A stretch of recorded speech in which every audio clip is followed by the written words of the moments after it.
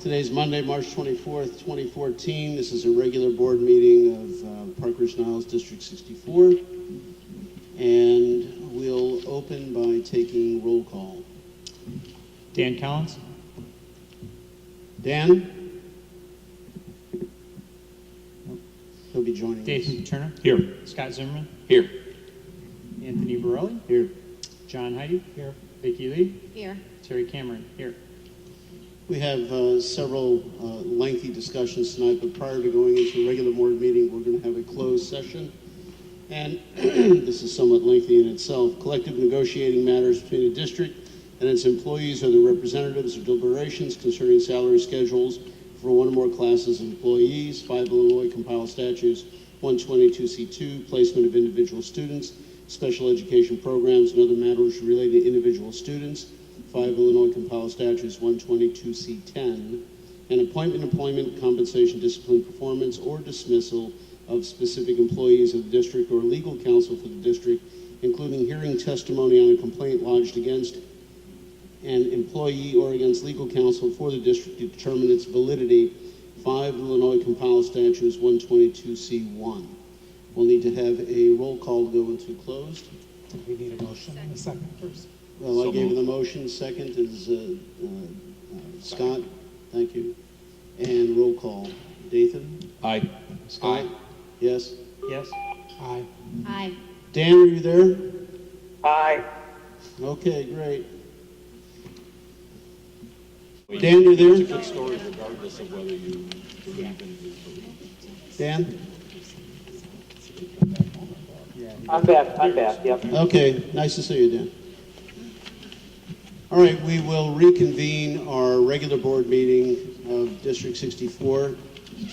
We had spent a little bit of time in closed session discussing several different issues and items.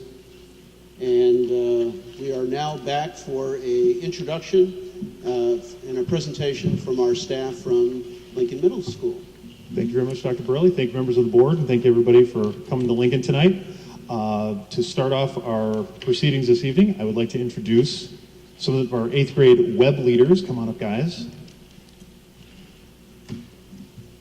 And they're going to briefly introduce themselves. We have 5 of our over 50 8th grade leaders who, through a very generous grant from ELF, we launched this program this year, and they're part of our 8th grade mentor group. They did a fantastic job leading our incoming 6th graders in a fantastic orientation program.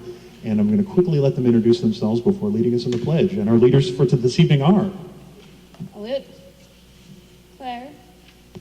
Jillian. Julia. Lily. And would you all please now rise for the Pledge of Allegiance?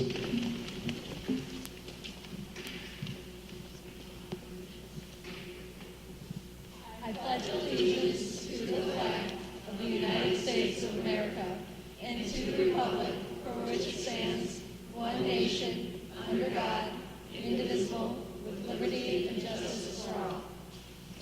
Thanks, guys.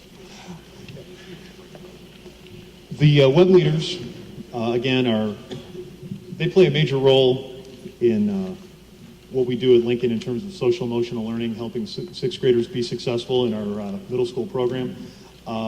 March is Middle Level Education Month, in case you didn't mark your calendars. And to kind of commemorate this, Jim Morrison, the principal at Emerson, and I, we've given each member of the board your own copy of of the foundational work on middle schools. This, we believe, the history of this document is recounted in the back. The middle school movement has been going for 60 years now. And this publication really summarizes everything that a middle school is supposed to be in terms of the challenging curriculum it presents to students, the social emotional supports, the way we provide every student with an opportunity to learn, and to give them a lot of choice and chances to explore their creativity. And one of the new things we're very lucky to have here at Lincoln, again through the great generosity of ELF, is a new television broadcast studio. And we're going to have a little presentation for you here, which shows off a little bit of what our students are going to be capable of now in some of our newly restructured LA electives, and pretty much any other class. It's open for anyone to use. And we're going to give you a little sampling right now.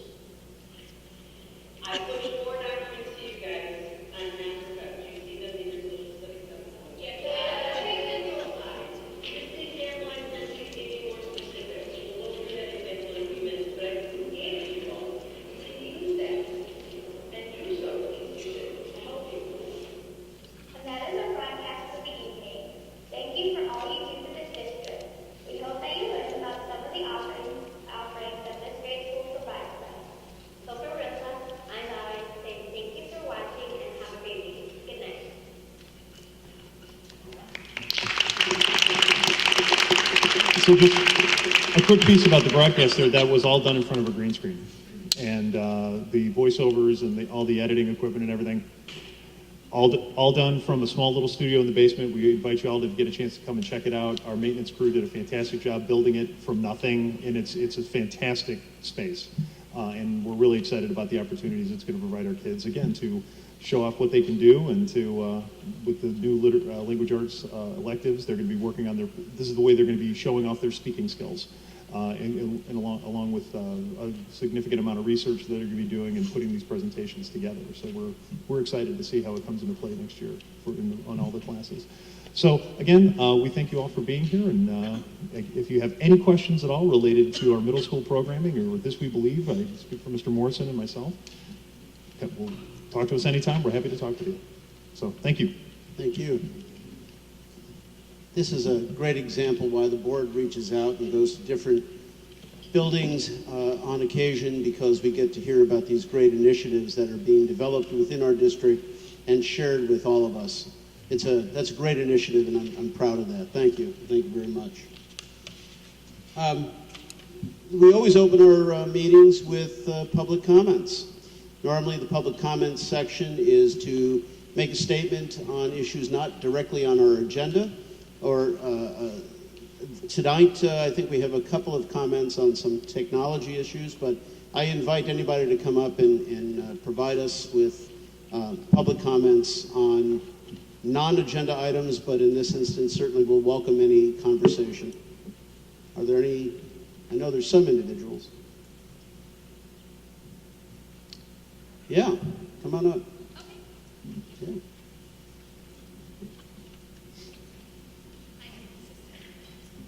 All right. Hi, I'm Terry Broker. I teach general music at Emerson, and I'm also the curriculum specialist for general music in the district. First, I want to commend Lincoln. That was an amazing video, and I really liked seeing all the music electives highlighted. What I wanted to show you tonight is what we're doing with the iPads. Due to the ingenuity of Jim Morrison, we now have 10 iPads in our music department that are solely dedicated for general music at Emerson. We're, of course, using it for filming and for recording the kids. We're using it for music literacy remediation. But we have a new thing that we're using the iPad for. We are piloting a keyboard book that is online. I'm working with some of the other general music teachers who also teach middle school keyboard, and we are putting together a keyboard book, which James has a sample of for you. This has the potential of saving the district $2,500 a year, because we currently have consumable books that we give one book to every child.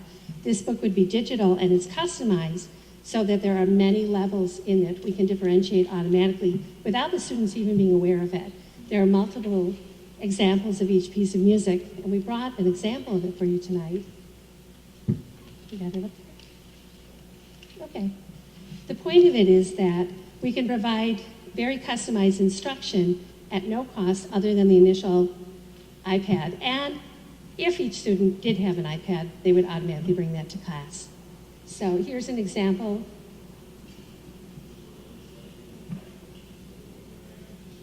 Right.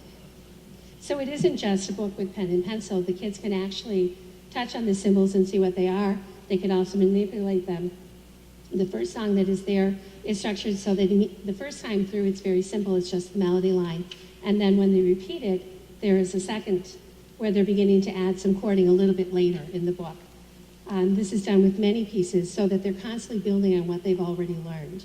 The point of this is to provide an opportunity for all of the kids to learn at their own pace, because we can add pieces to it or direct them to other pages that will remediate, or we can accelerate them. If they're picking things up very quickly, we can move them through the book at a faster rate. And all of it is very discrete.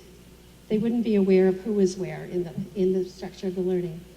So, and as a parent, I just want to hope that when you are making your decisions between the iPad and the Chromebook, that you will consider a trial where you will allow the students to take the books home. As a parent who has already replaced one for my sophomore in high school, I hope that you will think about the fact of the transporting of the device and also what it's like when the kids are bringing it around in their backpacks. Just keep it in mind, please.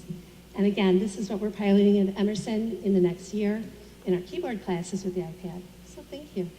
Yes. Do you have a preference of the Chromebook versus the You know, I'm not a computer person, but as a person who has used both, I do prefer the iPad because in my department, we have all kinds of applications for it that we use GarageBand for our composing classes. None of these things are available with a Chromebook. So, and I'm also impressed by the durability of it. It's very difficult to break an iPad. So. Okay, thank you. Okay, thank you. Thank you. Are there any other takers for public comments? Is there one? Yeah.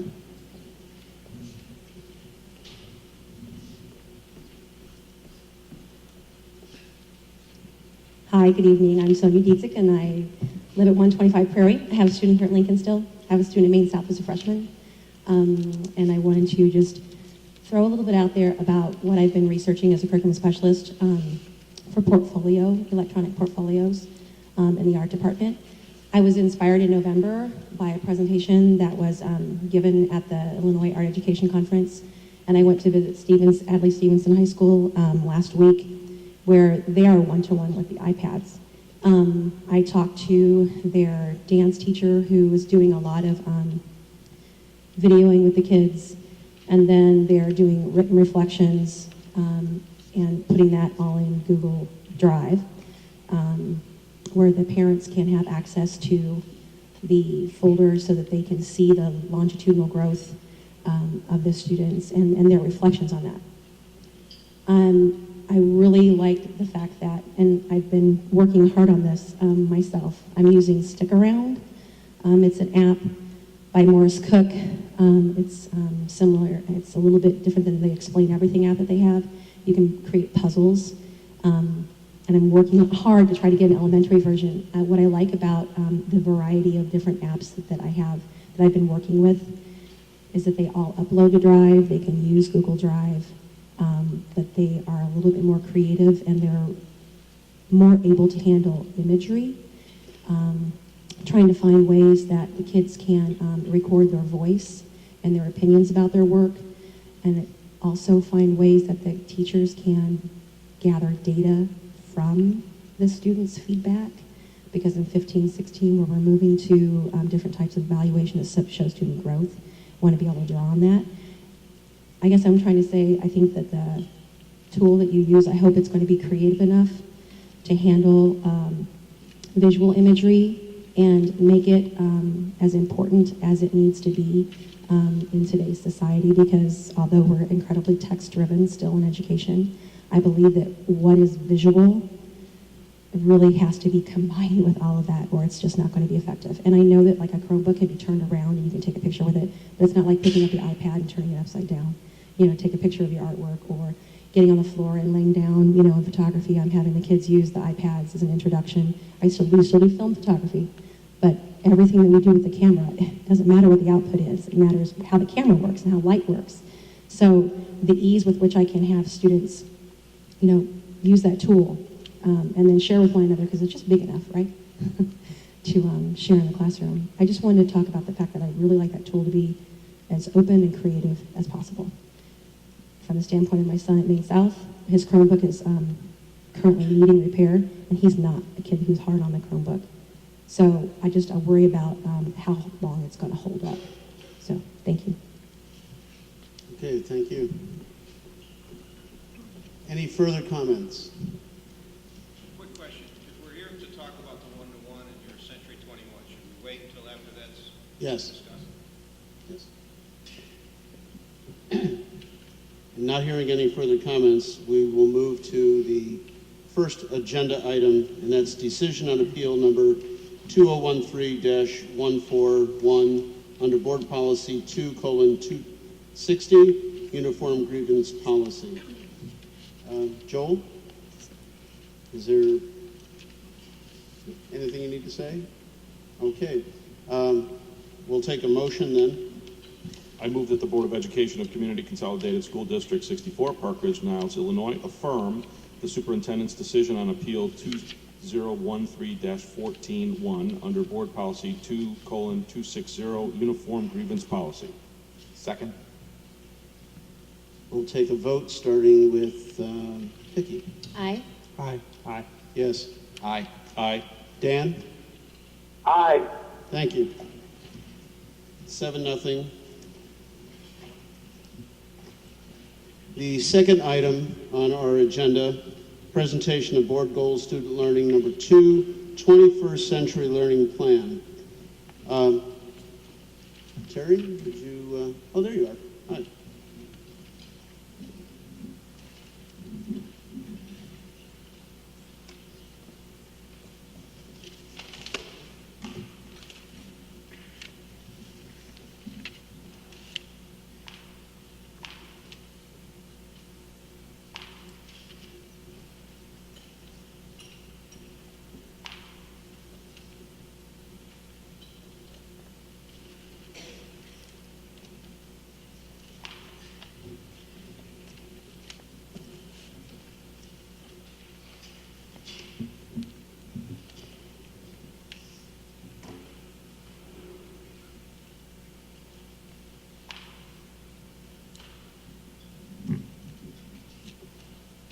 Good evening. So thank you very much to the board for having us here tonight to present our 21st century learning plan.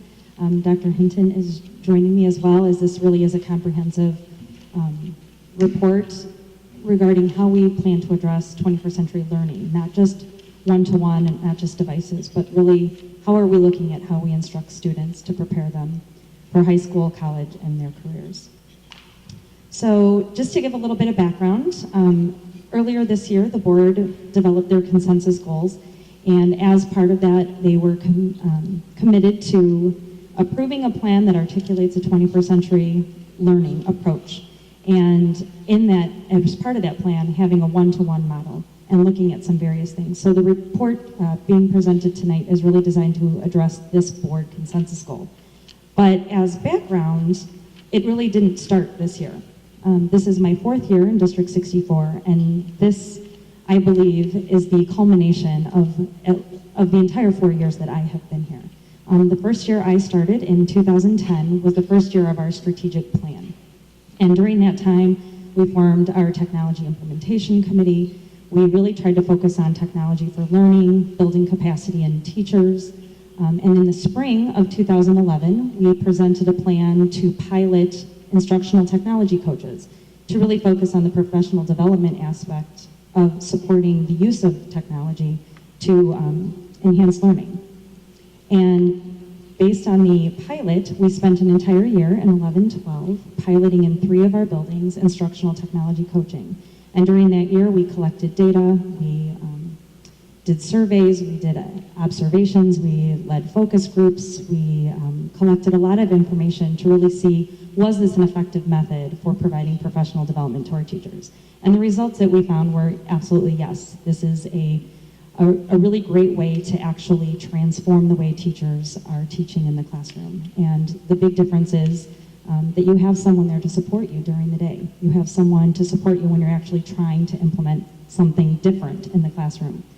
And based on the success of that, in the spring of 2012, we again received approval to fully implement our instructional technology coaching model in all of our buildings for the 2012-13 school year. So last year we spent, again, a lot of time building the capacity of teachers, really utilizing the devices that we had. And during that year also, we formed our Board Advanced Technology Committee as part of the strategic plan.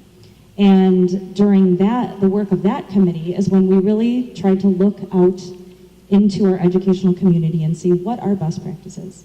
What are innovative schools doing to help students learn? What are we seeing kids do and use that engages them, that helps them think critically, that helps them collaborate and communicate? So the work of the BACT culminated a little bit in the spring of last year, and at that time we felt very strongly about moving towards a one-to-one. And through presentations and data collection and all of that in last spring, we actually made the decision to move forward with a pilot utilizing Chromebooks. And at that time, the board approved 675 Chromebooks to be purchased. Since that time, we've actually added an additional 25 to help meet the needs of some of our new online assessments. And we've spent this year really focusing at grades 3 through 8 on utilizing Chromebooks and finding out if they're the right device for us. At the same time, we focused our K through 2 efforts using iPads and really developing the use of that in those classrooms. So that leads us through this year, where our work from the back has continued, and we come before you tonight with a pretty comprehensive plan, a pretty detailed report. And I don't want to spend, all night going through each of those pages of that document, but hopefully I'll capture some of the highlights and be able to address any questions that the board has. So the biggest goal in developing this plan is to really focus again on instruction. And how do we support quality instruction in the classroom? How do we help students meet the Common Core state standards, meet our priority standards, meet the national educational technology standards? And in January, you had the opportunity to hear from Dr. Hinton present a pretty in-depth review of our student learning program here in District 64. And these were the things that she really focused on in January. And she highlighted some ways that technology helps support each of these things. And again, you'll see tonight that what we're presenting is really a unified effort. So we're going to talk about how technology helps us assess formatively and summatively. How do teachers use technology to get data about students and how they learn? How does technology help differentiate to meet the needs of all of our learners? And those key high-impact instructional strategies that Lori talked about when we talked about John Hattie and we saw those barometers and we saw really what does give us the biggest impact on our students. Motivation, engagement are right up there, and that's what studies and research have shown that technology enables us to do. So looking at our K through 2 population, we have continued our use of iPads. That's been our primary focus. And we've established a 1-to-4 ratio in each of our K through 2 classrooms. And this really helps us support the small group instruction that happens specifically at those levels. So we've had examples of different applications being used on the iPads, students using them in small groups, students using them during center time, during various activities that are happening simultaneously. We also, what's important to note, we also have full carts of iPads available at all of our buildings for all students to take advantage of. And so when there are times where whole group instruction using a single device is needed, we have that opportunity for them. We did survey our teachers and got some information. This is just a quote that I wanted to share and point out from that survey data. And what really came out of the survey data from our K through 2 teachers is that they like the idea of having iPads to support the small group instruction. It was a small percentage that felt that 1-to-1 was necessary at K through 2, not necessarily that we wouldn't ever consider it, but building upon what we have, they felt they were in a good place to continue those efforts and focus iPads at that level. And our grades 3 through 8 with our Chromebook pilots, our goal this year was to make sure every student in grades 3 through 8 had an experience over a multi-week period of time, getting an idea of what 1-to-1 would be like. Now, obviously at this time we didn't allow devices to go home, but we had these dedicated devices to students in a classroom where every day they came to class, they knew which device was theirs, they took ownership and responsibility of that device, making sure it was plugged in before they left class, knowing which one to go get when the learning opportunity presented itself. All along the way, we've surveyed our teachers and our students at the end of each of the rotations, and we had really positive feedback come back from both of our groups. Some of the same concerns out of any of our devices presents itself, making sure that we have connectivity, making sure that the devices are being used along with the instruction from the teacher. But together we really found that kids enjoyed having the opportunity to have a device when the learning opportunity presented itself. And teachers enjoyed not having to check out devices to plan ahead for technology to happen. And at the end of each rotation, what we found is students and teachers were really disappointed to have to let them go on to their next group. So it was overall a really good positive experience. An additional piece that we took on this year to provide some more data was to really look at some action research by our teachers to really see how does using technology impact student learning. And this, to me, actually provides the most useful data for us as educators. In our own practices, it's an opportunity to reflect on how well did my lesson go? How well did my students understand what I was teaching? Were they engaged in the lesson, or do I need to go back and revisit some things? So the action research it's small, it's a small group right now, but we're continuing it on through the year, and we hope to continue it on through next year.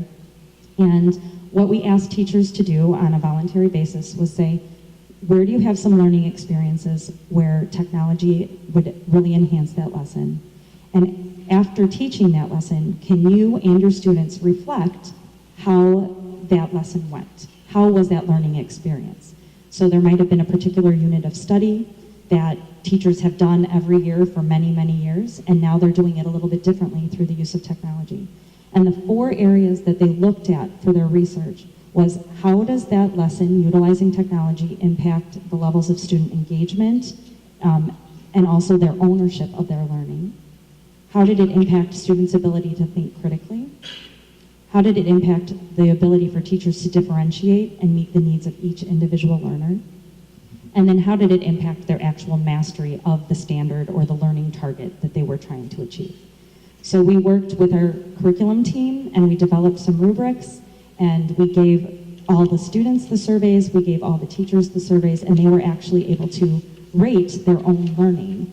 And what we found, just based on this small sample to start, is that 90 to 100% of all students and all teachers rated those learning experiences in every level at a 3 or a 4 on a 4-point spectrum.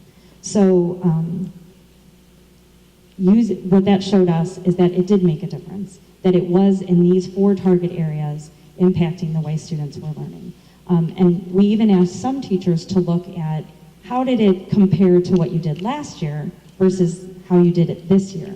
And you can see in the report some of the comments that teachers made, where they saw students really delving more deeply into the content than they had been in the past. We had comments from students who said, we want to do this more, which doesn't happen as often as we would probably like. And so it was overall a really good experience, and I think our teachers really appreciated the ability to reflect on their own learning experiences that they were sharing with the kids. So this leads us all to our recommendation. So again, our Board Advanced Technology Committee, which consists of parents, teachers, technology staff, administrators. We've had 2 board liaisons who have spent many nights and many hours helping to complete this work and to really do research and to find out what direction should we go into the future. And so our 2 recommendations for this evening are that we expand the use of our iPads for our K-2 population, and that we fully implement a 1-to-1 model using Chromebooks for grades 3 through 8. A key piece of data that BACT collected was finding out some information from our parents. We wanted to know, before we came forward to the board tonight, what were parents willing to commit to in order to support this? Were they willing to support this, and how did they feel about 1-to-1? So we worked to develop a communication strategy. That was our Tech Talk Week, where parents were given email messages over the course of a week, directed them to a website that had resources available to them, and really gave them some information that we hope described what we were trying to achieve with using technology in our classrooms. And at the end of that week, it culminated with a survey. And that survey, we had parent volunteers who helped put together that survey and some survey questions. We also had it reviewed by our 2 board liaisons. And the interesting data that came out, I have the complete data in your report, but just to highlight the funding options that parents were able to choose from, we found the following information. So we first asked them, the district should cover the full cost of purchasing that device. And I was kind of shocked that it was really not as high as I thought it might be, but 16% of our population. And again, we had 552 respondents to this survey, which is, in my mind, pretty successful out of our complete parent population that we have. So 16% think that the district should completely cover that fee. Each parent was only able to select one of these choices. The second option would be where they would be willing to share that cost through some type of annual fee, ranging between $25 to $50. And we looked at limiting that dollar amount because of the device and how long they would have it. At a certain point, you pay enough where you actually would come out ahead just buying the device yourself. So looking at just adding an additional user fee of $25 to $50, we had 36% of our parents who opted for that choice. The next two choices come out with the same payment. However, one is done through installments and one is done all up front. So the first one is parents who would be willing to just pay for that device up front, take on full ownership, and have that device for their child. 23% of parents selected that. Parents also were given the choice to choose, I would like to do that, but I would prefer to have an installment plan for those payments, and 16% of our parents reported that. So if you combine those two areas, you're looking at 39%, which is actually the highest percentage rate of all of our options. And then the final choice was, I do not support a one-to-one initiative regardless of our costs. And only 9% of our parents reported that. So it was pretty interesting feedback, and when we spent our committee time a couple of weeks ago reviewing all of this data, we actually felt that it really supported all of the things that we had been thinking all along, and we were very encouraged by it. So basically what I'm going to present to tonight, and this is, the details are in your packet, and this is a pretty complex endeavor. So whatever questions you may have, please feel free to stop and ask me along the way. I'll try to cover as much as I can. So we built out 4 different scenarios that could possibly fund a one-to-one initiative. And we felt it was important to present all 4 and lay them all out as options. As a back committee, we probably gravitated more towards 2 of the options, and I can share some of that information as we go. So the first scenario would be kind of aligning with the choices that were given in the survey, would be to fund it 100% by the district. And this is kind of the preliminary data that I shared with you last month. So based on our current enrollment for grades 3 through 8, you look, if we paid for them all up front for year 1, you're looking at roughly $727,000. We would build in a contingency, which would allow for loaners in the events of breaks or repairs. Each year, I increase that percentage based on the fact that you would have an aging device. So you can see in year 1, $745,000. Year 2 dramatically drops down to just your contingency numbers. Year 3, again, a slight increase from year 2, but still way below what you're paying in year 1. And just to note, where it says less the existing 560 devices, 560 comes from allowing each elementary building to have a dedicated cart to be used by our K through 2 classrooms. So if there's an event where, let's say, our second graders need to do some heavier reports or want to focus a little bit on keyboarding or things like that, they would have a cart of Chromebooks to have access to. So we take out those numbers and we're left with 560 that could be used in year 1 for a one-to-one rollout. In this scenario, we don't have to worry about any students who might qualify for fee waivers since we're paying for it all up front.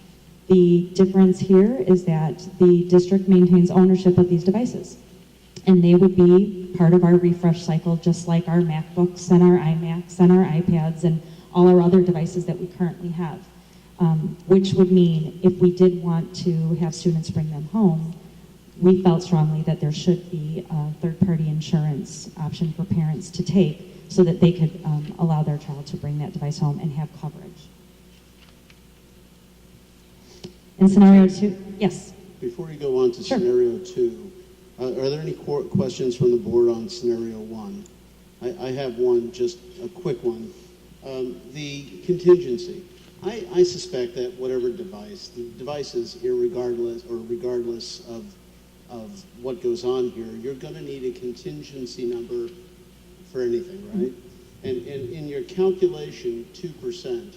Now, are you anticipating 2% breakage or 2%? Why would you need in the second year 3%, third year 4%? I would imagine that the district would have some sort of policy on these products, and wouldn't that take care of the contingency? The issue is having, the first issue is having downtime. So if something happens, and for example, if a Chromebook breaks and it's covered by warranty in the first year and it needs to go out for repair, I don't think we would want a student going a week or however many days it takes to repair that device to be without one. So we would want to have loaners set up so that we can put those out, take the broken one or the one that needs repairing, and be able to swap them out. Well, I get that in year one, but year two and year three, you would have your contingency from year one to carry on, right? So I don't understand. You're not replacing your contingency, you're just adding to it? Right, and it's building it out in theory based on how many devices that we might predict that we would need to replace, or even if we have a growth in student numbers from year 2 to year 3.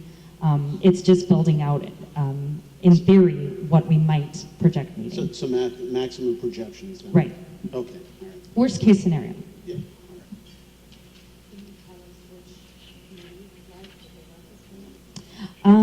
So the committee actually this would not be one of the committee's preferred plans.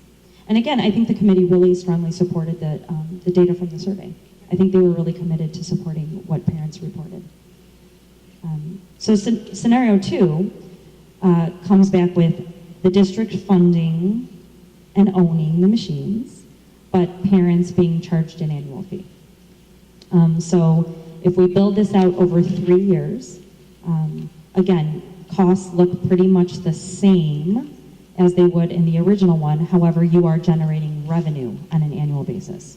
So the revenues are generated by having a low end of $25 per family or per student, up to $50. So you see the ranges in the green for the total revenue, and then you look at our net expenditures. The key piece also to remember is that those students who qualify for fee waivers would obviously be exempt from this additional fee. So those numbers are subtracted out on that total revenue line.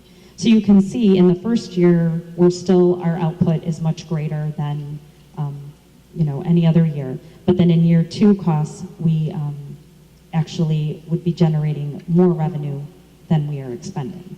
So if you look at the 3-year total, the district expenditures would range from roughly $385,000 up to close to $600,000, from low end to high end, based on those student fees.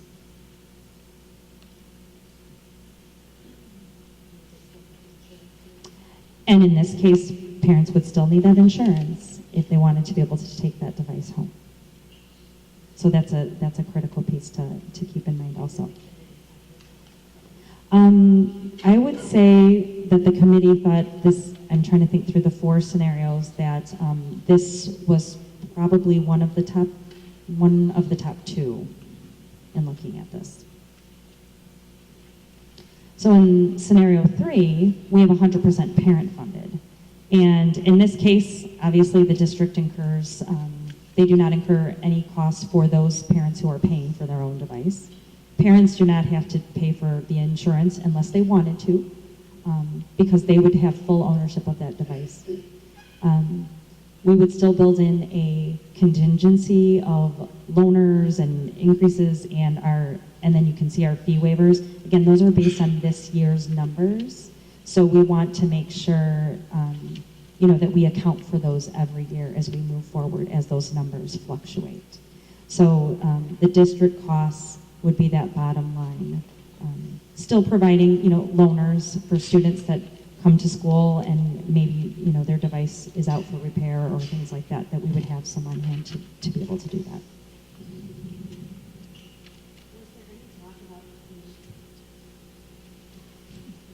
Was there any talk about the committee, like the 8th graders, if we go with this option, they buy it, and then they go to Maine South, and they're expected to buy it? Yes, and so through any of these scenarios where the parents assume ownership of the device, they would actually be able to take that device with them to District 207 and use it in lieu of purchasing a new device their freshman year. I don't think the committee wanted to come forth and say, if you bought a device in 3rd grade, you'd be able to use it through 12th. That we all know that that wouldn't be a logical expectation. But obviously, if you bought a device in 6th grade, more than likely you'd get maybe a year out of it when you go on to your freshman year, or if you bought it next year later, you're a 7th grader or 8th grader. So we did collaborate with District 207. We use the same compatible device that they use, and there is a fee to enroll it onto their network through their domain, but I think it's a $30 fee. Okay, so scenario 4, our last one, this one is where we look at a shared funding model. So in this, we kind of broke it down by grade level bands. So if we look at the district providing the devices for our grades 3 through 5, you can see the costs over those 3 years. And then in grades 6 through 8 is when you would purchase that device when you start 6th grade and carry that device forward for your time, the remainder of your time in District 64. We'd build in those contingencies. The fee waivers would just be for our students in 6 through 8, since the district is already covering those students in grades 3 through 5. And you can see the total district costs across the bottom as we go. And in this model, there's a few benefits to this, as far as the district showing a commitment to providing technology for our students and for their learning needs, providing it at the 3 to 5 level where we can, we're not asking a 3rd grader to take on the ownership of a device right away, where maybe some parents have a hesitancy about that. But it also then gives our middle school students the ownership of that device and the ability to take that on with them to District 207. And scenario 4 was one of the top choices for our committee. In any of these options where parents are paying for the device, remember we had 2 options on the survey that they could select from. They could either do installments or they could pay up front. The committee had some lengthy conversation about how best to do that, and there is an impact that would have on our business office, as Becky is looking over at me, and the ability to accommodate payment plans and things like that.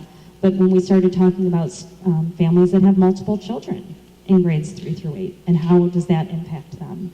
And really, we want to do what we can to best make this work for all families. And so I think there would be some more thought that we would go into how we would actually implement either of those options. The other key considerations that these were included in our report, but I want to make sure are noted as well.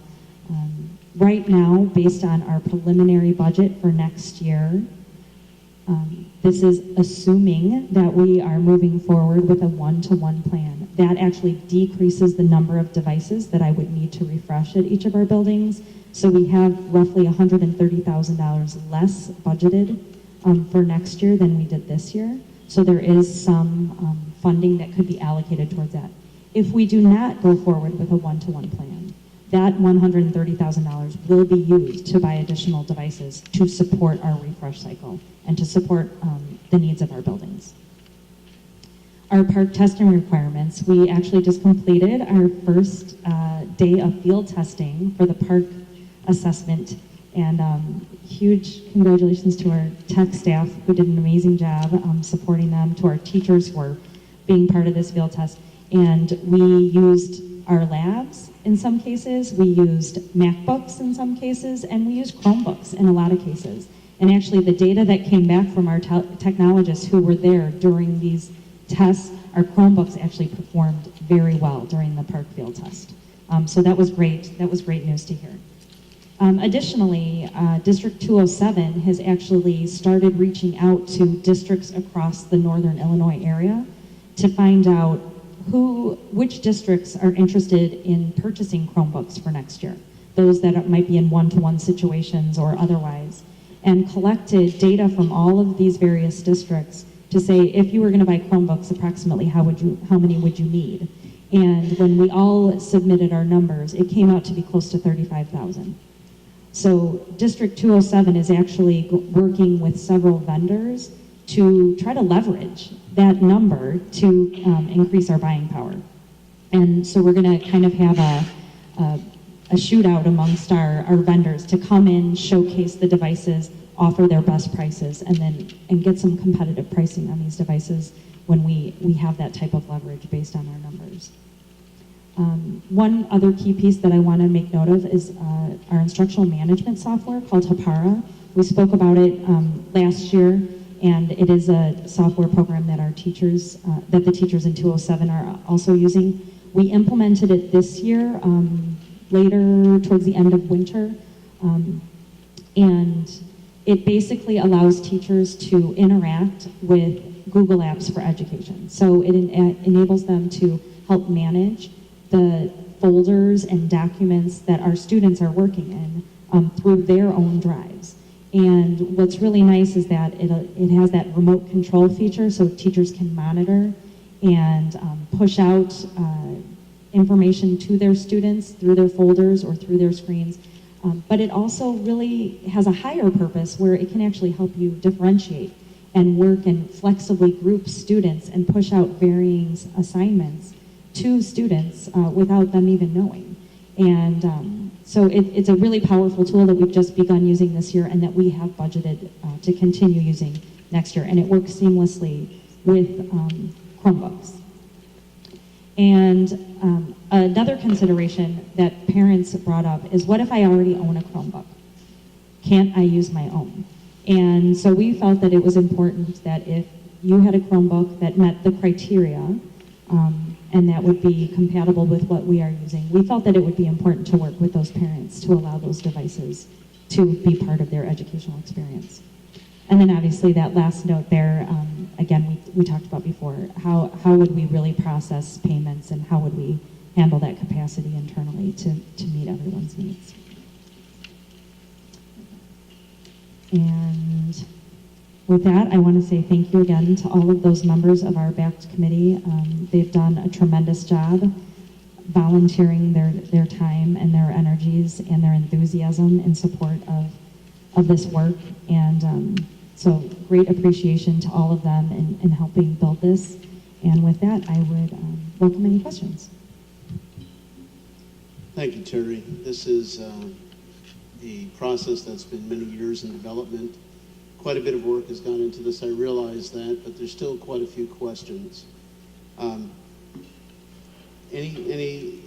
any board members like to voice any questions? Yeah, just a couple of questions, Terry. One on the cost of the Chromebook as far as the scenarios you gave us. If I read correctly in the memo, you're assuming $300 per Chromebook all in. I know I've seen some email traffic in the last few days suggesting new version of Chromebook coming out, costs $350, not $300. So I guess my question is, how confident do you feel that that $300 all-in cost is a real cost or a high-end cost, and that the cost won't really be higher? I feel 100% confident leading into year one for sure. There's no indication that those devices would not be available to us.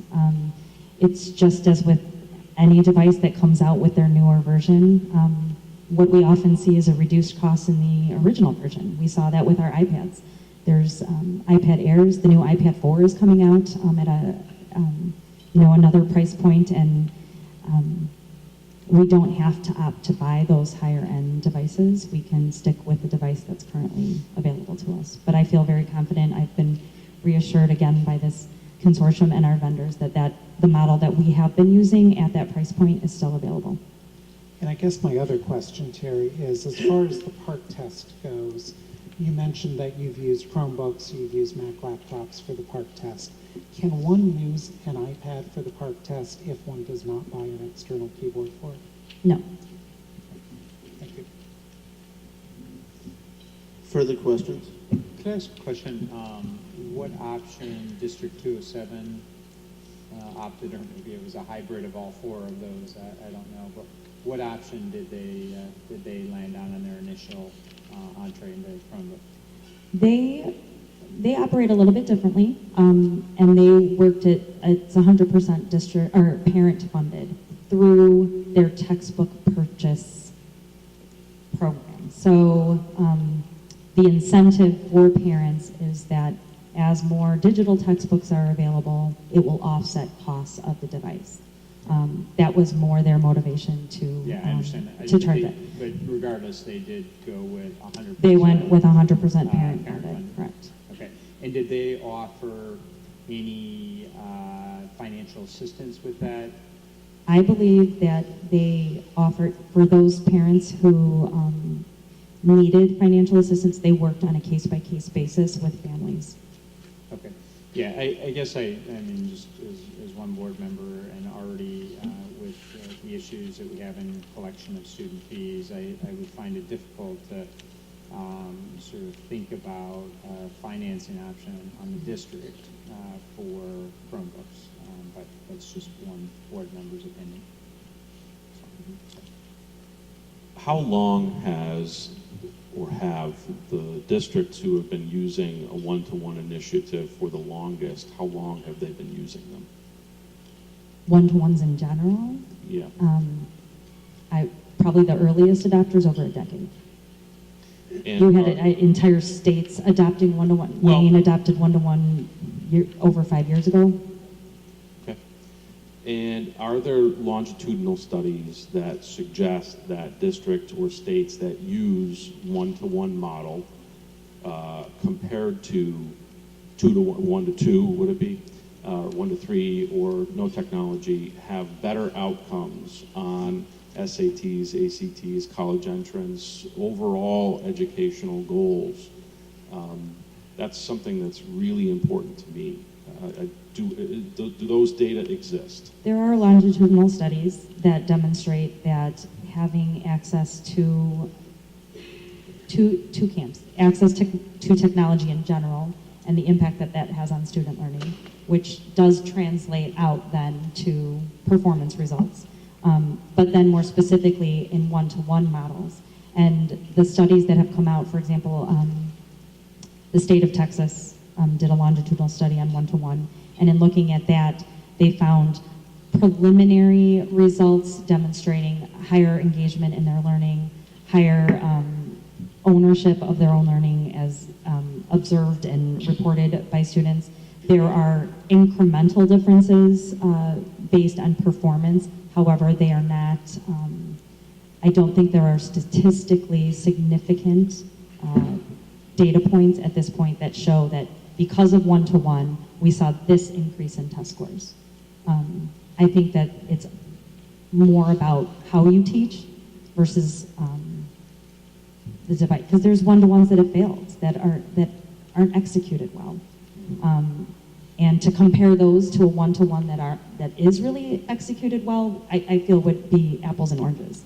And I think that's the difference. We've seen districts fail because they had money to buy devices, but not money to invest in people.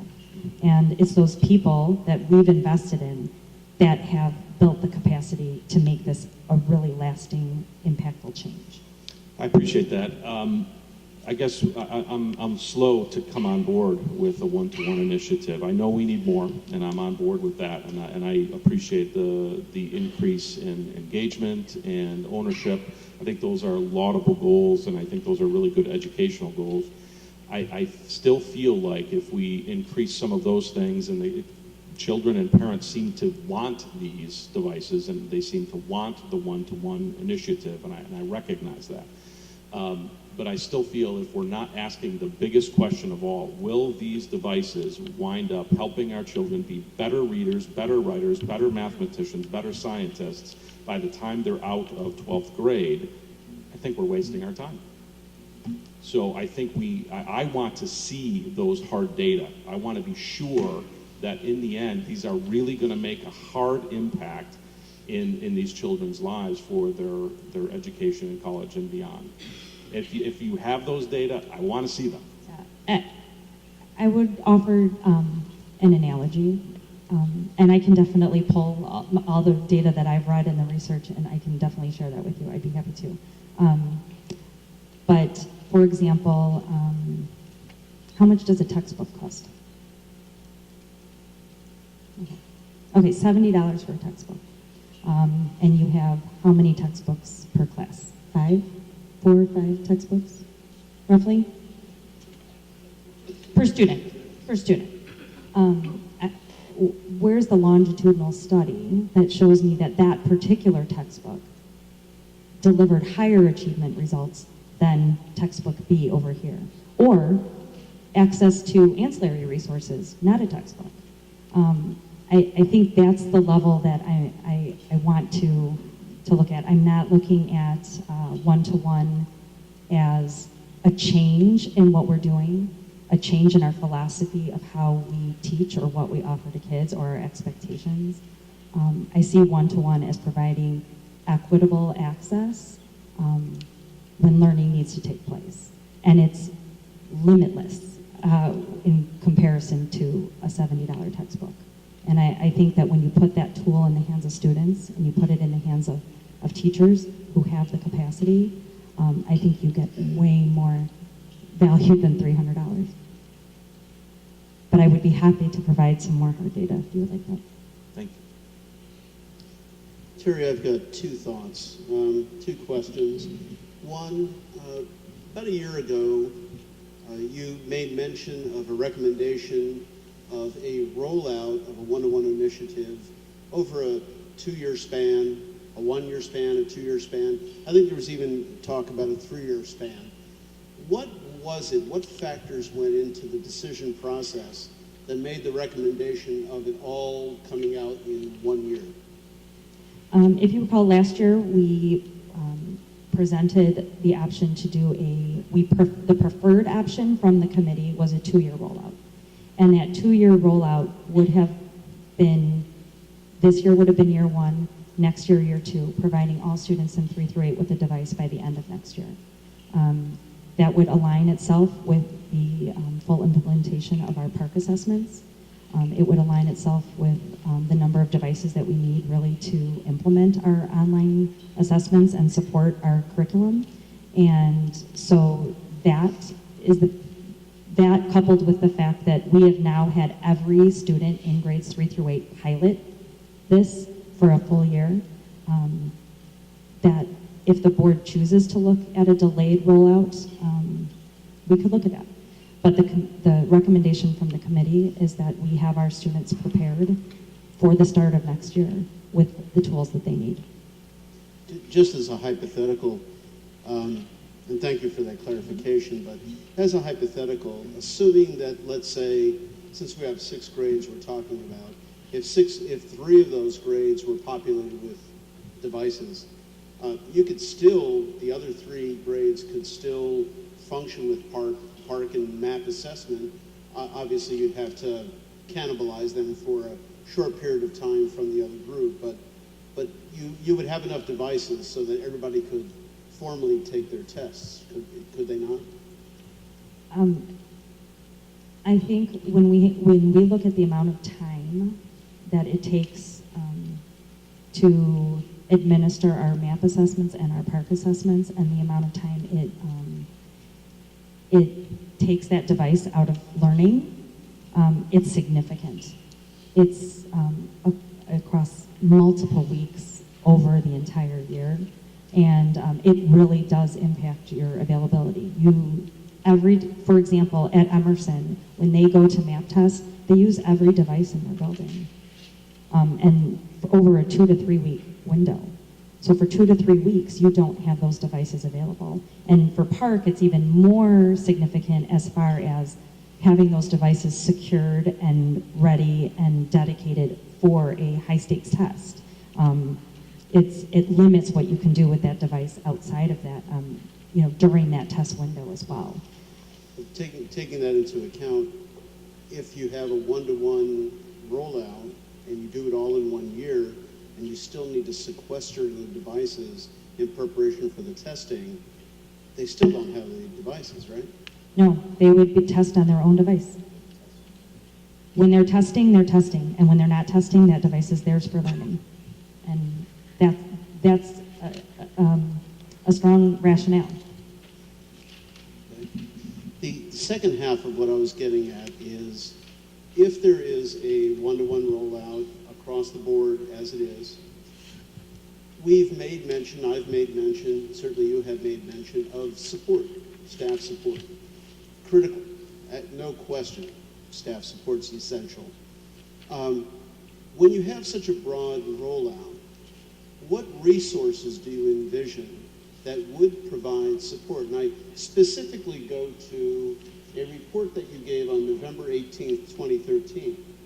And on that report, you presented the PCU intensity levels.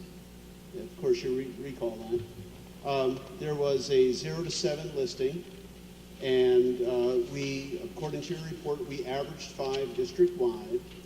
But when you count up all the subjective responses to that, from level 4 down was 46%. And if you suggest that level 5 is average, I would suggest that 46% were below average.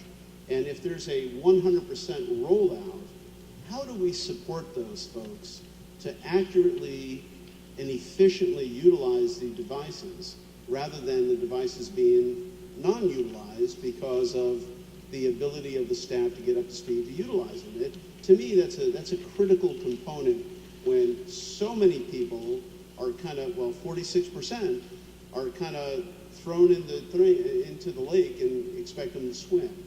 I don't know if we have enough support staff to get out to cover all that need. But what are your suggestions to providing that need to that 46%? Sure, and I think that that's a great point. I'll say a few words and then I'll turn it over to Dr. Hinton to address that as well. I think what we're going to administer the survey for the second time this year in late April, we hope, and be able to report out our growth for this year, and I expect it to be significant. Our instructional technology coaches have really targeted professional development, and not just them, but I think they've developed a lot of teacher leaders in the area of instructional technology. We have teachers who come forward and are doing innovative things already, even above and beyond, and they're sharing and they're supporting their team members at the department level or at their grade levels. And I think that is raising the collective bar. And the other key component is that we have inequity of resources.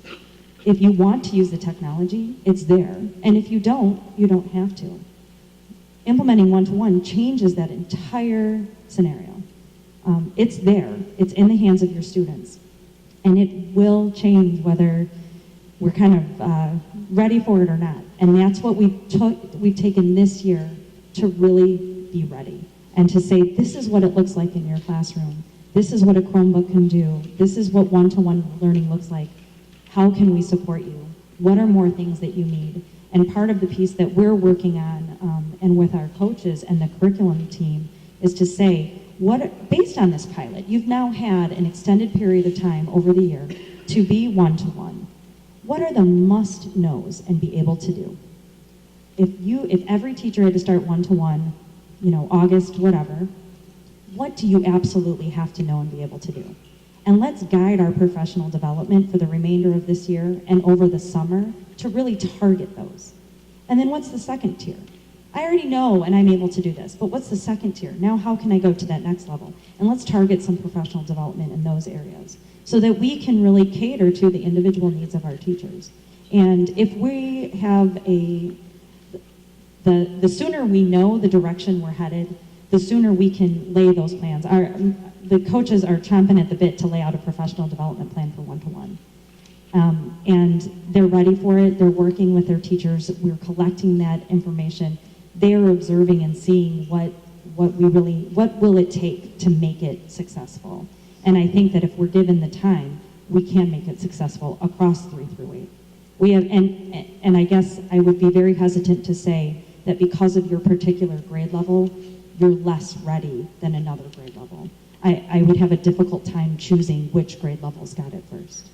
So before Lori answers, because I think the other place where I think Tony was going, which in addition to the readiness, is what is the minimum criteria that we will expect in the classroom, I guess, for utilization of devices, right? So the worst scenario here, right, is to force, in scenario 4, right, the parent community to purchase Chromebooks and for their children to come home every day and to say they never took them out of the bag, right? So I guess I'm trying to better understand, and maybe this is for the next meeting, better understand what will be the minimum criteria that we will expect in every classroom that the devices will be utilized for instruction. Or is it just left to each teacher's own device, pardon the pun here, to decide what that looks like? And I hope that's not the direction that we're headed, because to make this decision, I think for all of us, it's as Dathan points out, I think having the data and understanding that is very important, but also just understanding what is the new world order, if you will, for instruction that District 64 will deploy utilizing the devices. Actually, I see a lot of things coming together in the next couple of years, sort of in our profession, that will impact the way that we work together. I think we have a really powerful professional development framework in District 64. We have a lot of resources in terms of our curriculum specialists, our library information specialists, and our instructional technology coaches who provide job-embedded coaching. Not only during the day, but then also host professional development opportunities on our Staff Development Wednesdays and our Staff Institute days, and through professional growth classes. I think it's really important that all of those professional development experiences are at the level of application, right? One of the things that we talk a lot about as educators is how frustrating it is to go to the professional development workshop and come home with the file folder that's called Great Ideas from Workshops, right? And it sort of gets filed and you never move to the level of implementation or application. So one of the things that our curriculum specialists and our tech coaches and our LASs are focused on is really not just learning about the device, but learning about the device in the context of instruction. So using it for actual lesson planning and unit planning. And that's one of the things that I saw happen during the pilot that I thought was most compelling, right? If people weren't sort of on their own to design curriculum and instruction, they had the support of a coach to facilitate the implementation. The second thing I think that's happening, I know I talk about this a lot, but this is an exciting time to be in education because we are moving toward looking at our own sort of professional achievement through the lens of student growth, right? And that brings a different kind of momentum to our work. So very shortly, and one of our speakers tonight spoke to this, our art curriculum specialist, Mrs. Dietzig, spoke to this. Very shortly, we will be integrating goals around student growth into our evaluation plans, right? Our principals have already done that, and our teachers will be focusing on that next. The three most powerful sort of instructional strategies, when we think about what the most critical elements of instruction are, we think about engagement. Right? How can we hook kids into their learning? And then we think about formative assessment. How do teachers get consistent feedback from kids about whether or not they're learning? And then we think about differentiation, how teachers use that information to change instruction that's happening in the moment.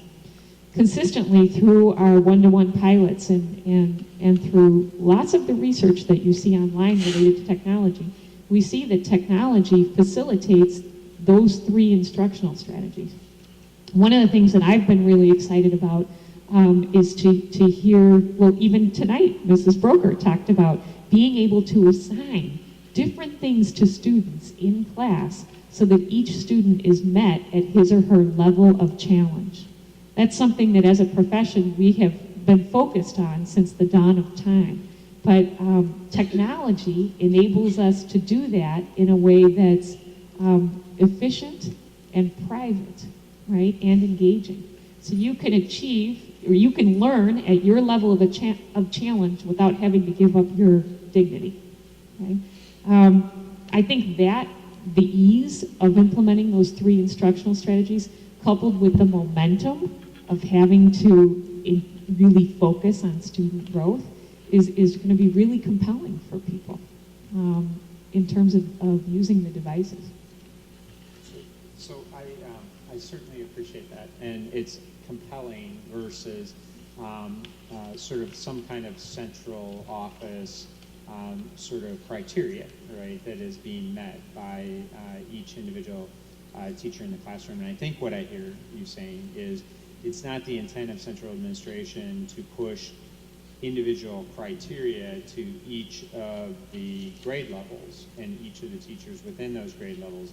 It's going to be left up to individual teachers to make their decisions about how to use devices within the instructional learning on a day-to-day basis within their classroom. Is that a fair statement? One of the things that I suspect would happen is that the BAC committee and teams of teachers would come together and would say, hey, we're committed to using these one-to-one devices. Here's how we expect it to show up in student learning. So I would expect us to sort of come to consensus on that. I don't know that that would be an administrative directed criteria, because I think our best criteria is derived from our work together. Yeah, right? don't get me wrong, I kind of did mean, but it would certainly be directed by central administration in terms of guiding that process. So is it the intent before we vote then on this particular initiative to have that understanding about what that would look like from that committee in terms of how it will be used next year in the classroom? Yeah, we have not developed that conversation as a committee yet, but that certainly is something that we could come back to committee and talk about. Certainly one of the things that's come out of the pilot work are these exemplary experiences for kids that have happened at different grade levels. And we're in the process of sharing those unit ideas with one another. And I think that this is something that Mrs. Lee has spoken to in the past. How can some kids have different experiences in different places depending upon their school or their teacher, right? So that's one of the other things we're focused on is looking at exemplary units of instruction and putting them in specific grade levels for people. So certainly it's a conversation that the BAC committee could have.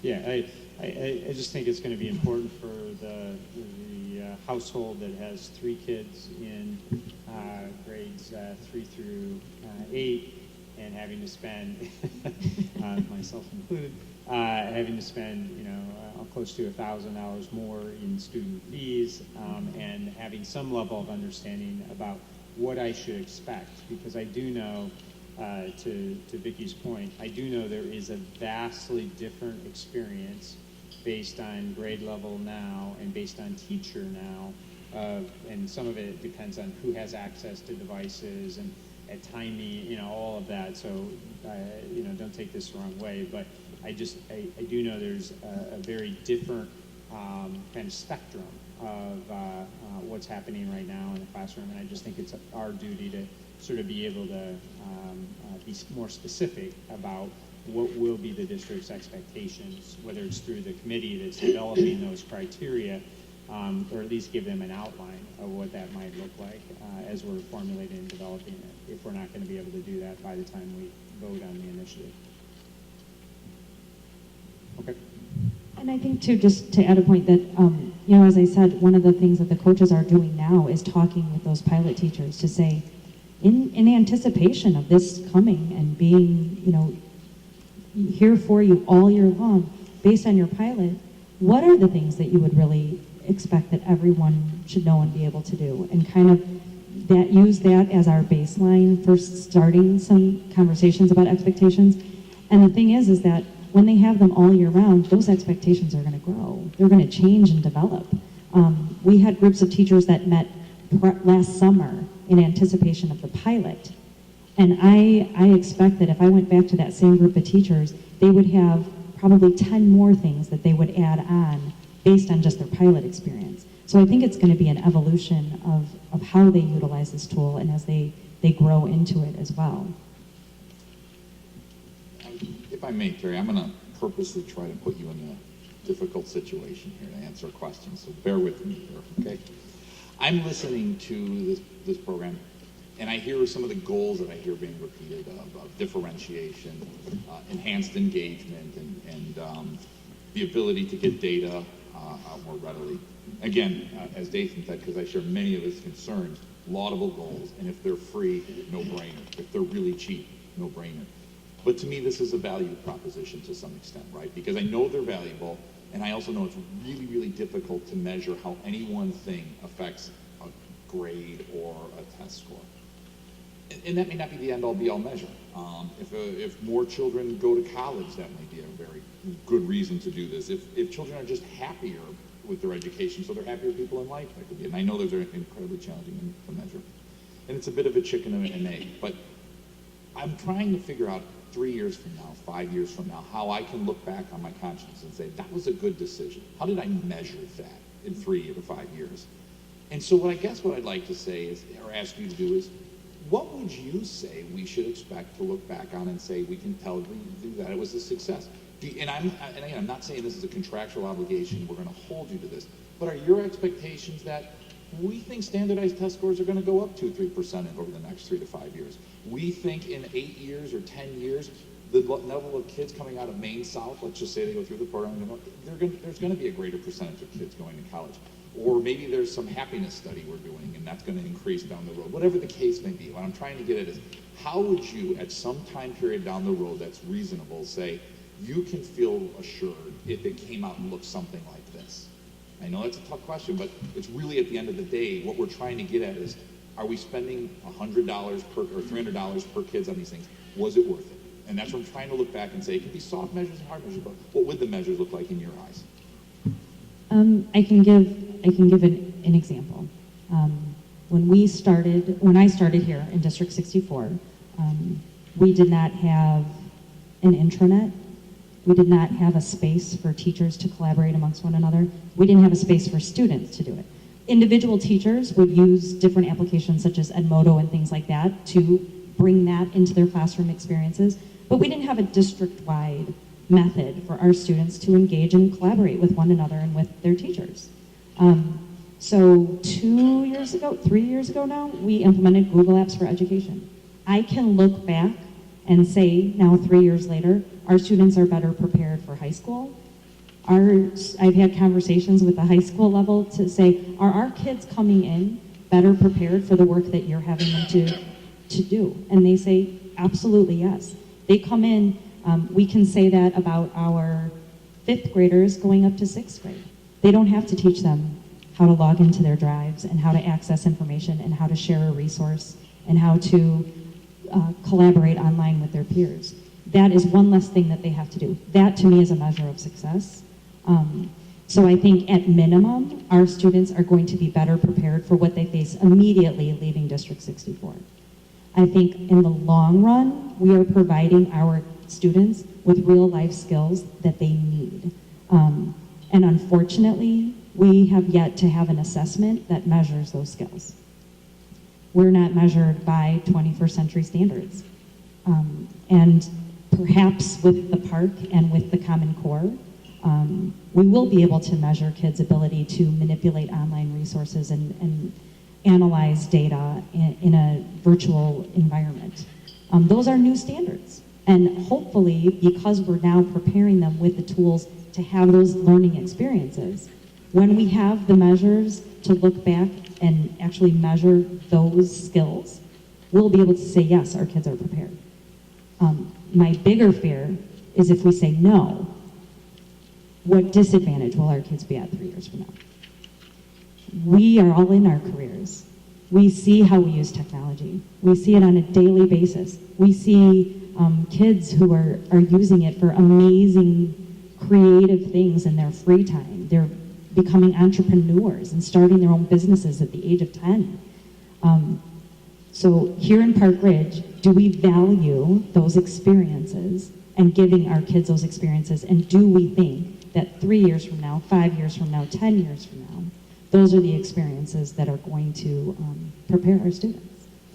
So if I hear you correctly, you know, I see sort of the tangential argument of this seems to drive engagement, and studies show that engagement drives student achievement, right? It's sort of a tangential argument going through. What you're saying, in effect, with your argument, or what you just said, which I think is great, thank you. Knowing that kids are better prepared is actually a good measure.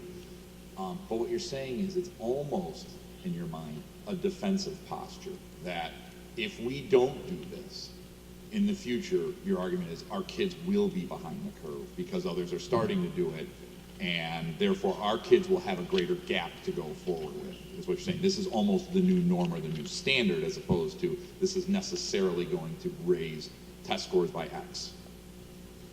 Absolutely. Well, specifically, I just want to make sure I understood what you're saying. No, I think that's, from all my years of experience in sitting before boards, having very similar conversations for the last 9 years, it is truly about what do we value as a society and how do we reflect those values in our schools, and how do those skills translate out of the classroom into the real world. If I only relied on a single textbook to do my job, you would be very disappointed in my performance. I have a world of resources available to me, and I think it's an expectation that I use them. I think we should have those same expectations for our students. I agree with you, and I don't think there's any argument between board members that we need to do more. The question is how much more, how quickly, who starts, at what rate, and what are our initial goals, and how flexible are we going to be, and all of that. I think those are the questions that we're wrestling with.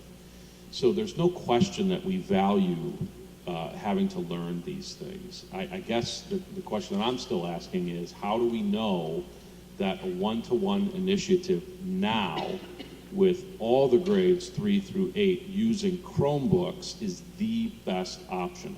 It seems like it's clearly the most popular option. How do we know that it's the best option for the children? And that's what I'm struggling with. And how do we know that it's significantly better and wiser and more cost-effective to not wait until the next generation of Chromebooks, or to use iPads, or to just do 6th through 8th, or something like that? I'm not seeing a significant advantage in doing it all now, all one way, with the whole grade, with all through 8th. That's what I'm not seeing, the distinct, significant advantage. I think my response to that would be, we've seen the alternative, which is status quo. Having computers on carts and labs and sending kids to go do their tech work, and when a laptop's available, you can use it, and when it's not, you can't. I respectfully disagree. That I don't believe that the other alternative is the status quo. We're going to do something. The question is how much, how fast, with all the grades or some of the grades. Okay, there is a lot of gray that is possible here, which is not status quo. Yeah, and I agree, and we're always moving forward. So, for example, 4 years ago, we might have been at a 1-to-6 ratio, and we're probably closer to that 1-to-4, 1-to-3 ratio in many areas. So I agree, we are growing, but the model of technology, pre-planned use of technology, until you get to 1-to-1, that does not change. I guess that's the big difference and the big push. I think the other piece is that, districts 10 years ago and even 5 years ago, you go to some districts, they were buying MacBooks for all their kids. They were looking at $1,100 per student. We're not coming forward with that. We're not coming forward with something that's outrageous or that's going to be financially unfeasible. I think we've now arrived at a point where there is a device that can give us access to the resources that our kids need for a reasonable cost. And I think it goes to the point of, does the community value that? And do they see that return on investment of that dollar amount? And I think that's the question before you tonight. One thought that occurs to me, or has been occurring to me as I've thought about this over the last couple of months, is that it may be helpful to think about what we think the ultimate endpoint is with technology and how much technology there is, and then think as a next question, once you know where you want to go, how quickly do you get there? And so maybe the first question is, do we think that in the near-ish future, whether it's 1 year, 3 years, 5 years, that we should be at a one-to-one point?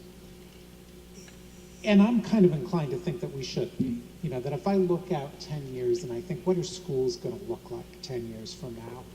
I'm envisioning that everybody's going to have some device on their desk. That, you know, I just see in the way that I work in the real world, in the way that, you know, the legal pad and the typewriter and stuff have become left behind in favor of readily accessible personal technology that I use day after day for all sorts of stuff. My guess would be 10 years from now, that's the way education is going to look, and people are going to find it hard to believe that students didn't have some kind of a device. And then if you come to that conclusion, then the next question is how quickly to move that way. And the answer is probably you move quickly unless there's a financial reason not to, or unless there's a working the bugs out of the system reason not to. And that, for me, I think will be an interesting part of this conversation, because as I've looked at the scenarios, and some of those numbers are pretty high, and I think we'll need to work with, you know, do we do this all in 1 year? Do we do it in 2 years? Do we roll out, you know, does training work better if we roll out 3 grades at a time 1 year and then 3 grades at a time some other year? That I don't really have strong feelings on. But it might be helpful to separate those ideas and see if we have more or less agreement on the first, even if we don't yet on the second, or whether there still really is some difference of opinion on whether, you know, even the ultimate goal is the right one or not. I agree with what you were saying in terms of we should figure out the first thing and then figure out incrementally how fast we want to go. One of the other additional variables I would add to that equation is what technology is available and where is the sweet spot hitting the right technology, whether it's the iPad or the Chromebook that's out now, or should we wait for Chromebook 2 and see if that's even better and more reliable and all of that. And I think those are valuable questions as well that can help us figure out how fast we need to go. Agreed. The one thing I guess I would say in my experience, having done this for 20 years, is it is a bit of a rabbit hole right here, right? If we wait for the next great thing, we're going to wait forever. The other issue I have is, and I've seen a lot of emails going back and forth about Chromebook and iPad and the merits of them all.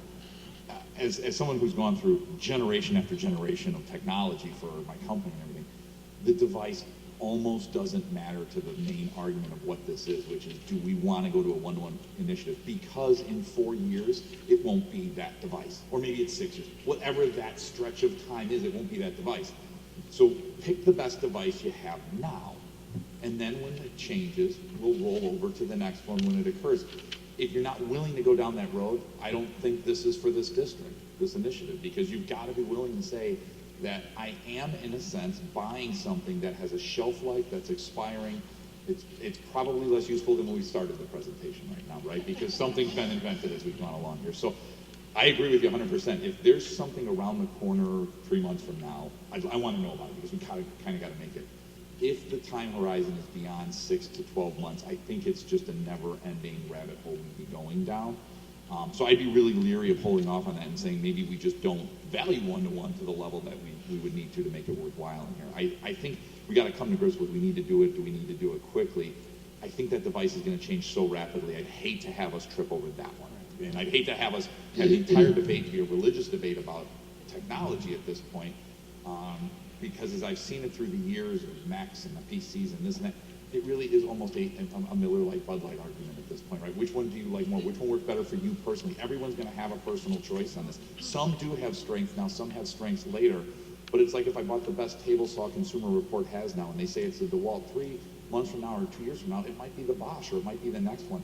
It's going to change so much. I think we picked a committee that said, you've got a lot of questions out here.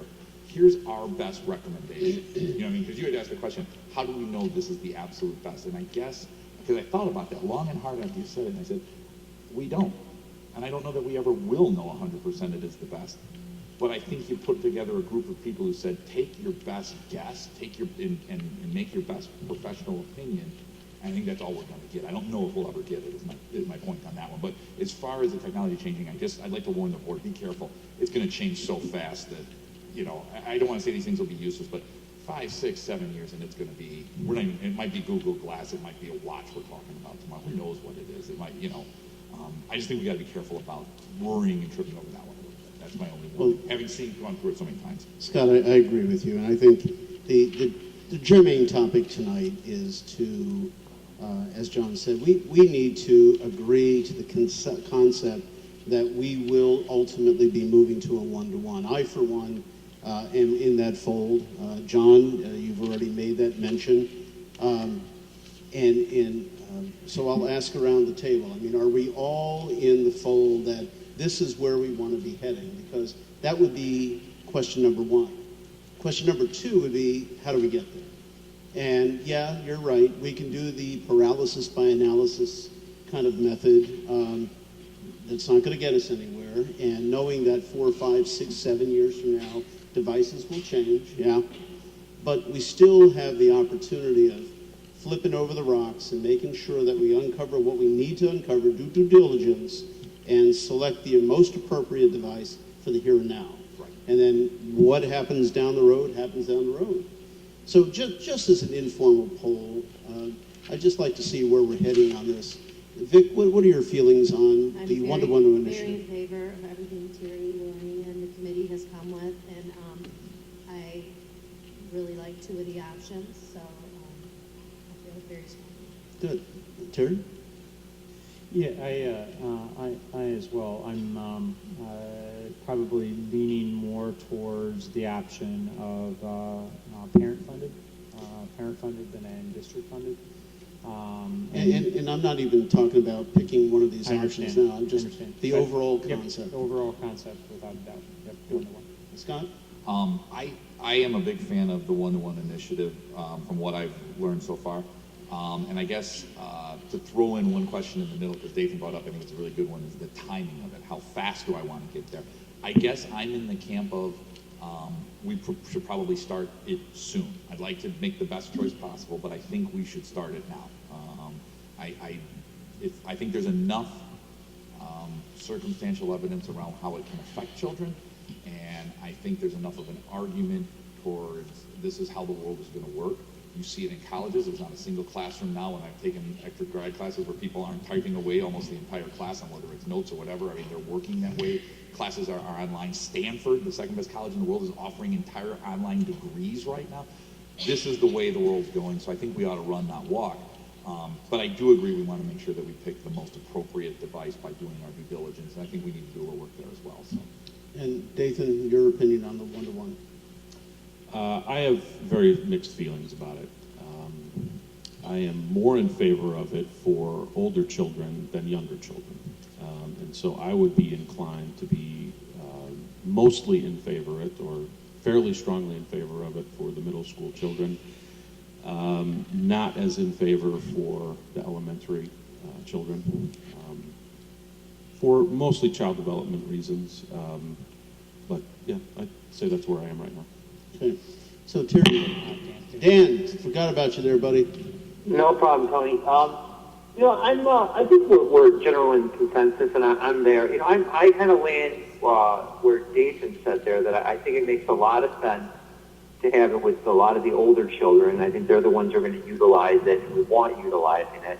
Maybe the younger children we don't move as fast with. We kind of hold a little bit tighter there. We'll move a little slower there. You know, I do, going through the report, though, I do have some concerns, and I want to make sure we better understand why those 3 teachers who were listed in the report, I think that was the number, said they weren't comfortable with one-to-one. And like Terry said, I don't want parents to spend money on this, or the school to spend money on this, and kids to come back to their parents and be reporting that they're not using it. So I think we need to better understand how we can get those teachers to a better spot and they're happy with this. And if we were to launch it, which we got some questions to be answered still, I'd rather start with maybe the older kids and then move transition down to the lower kids or the younger kids. Thank you. So Terry, you obviously have a consensus of board support moving forward to one-to-one. I think there's obviously some questions and concerns about, at least on our part, which merit further discussion on the rapidity and the extent. That being said, if I can borrow the board's attention for just a moment, we've all had some communication by folks in the community. They are here tonight, and they have, since a large part of our discussion here is cost pertains to device, there are some concerns and questions on device selection. James, John, I know you're sitting in the back, you've been waiting patiently. I was wondering if you would come up here, and you've seen some data, and I was wondering if you can share some thoughts, some concerns that you have for no other purpose than information on our part. Again, because this is such a large expense, I think that I would not be doing my fiduciary responsibility if I didn't understand the full merits of either of these devices. So not to, I'm asking you to make this succinct, if you will, please, because we've got much more to go on the agenda tonight.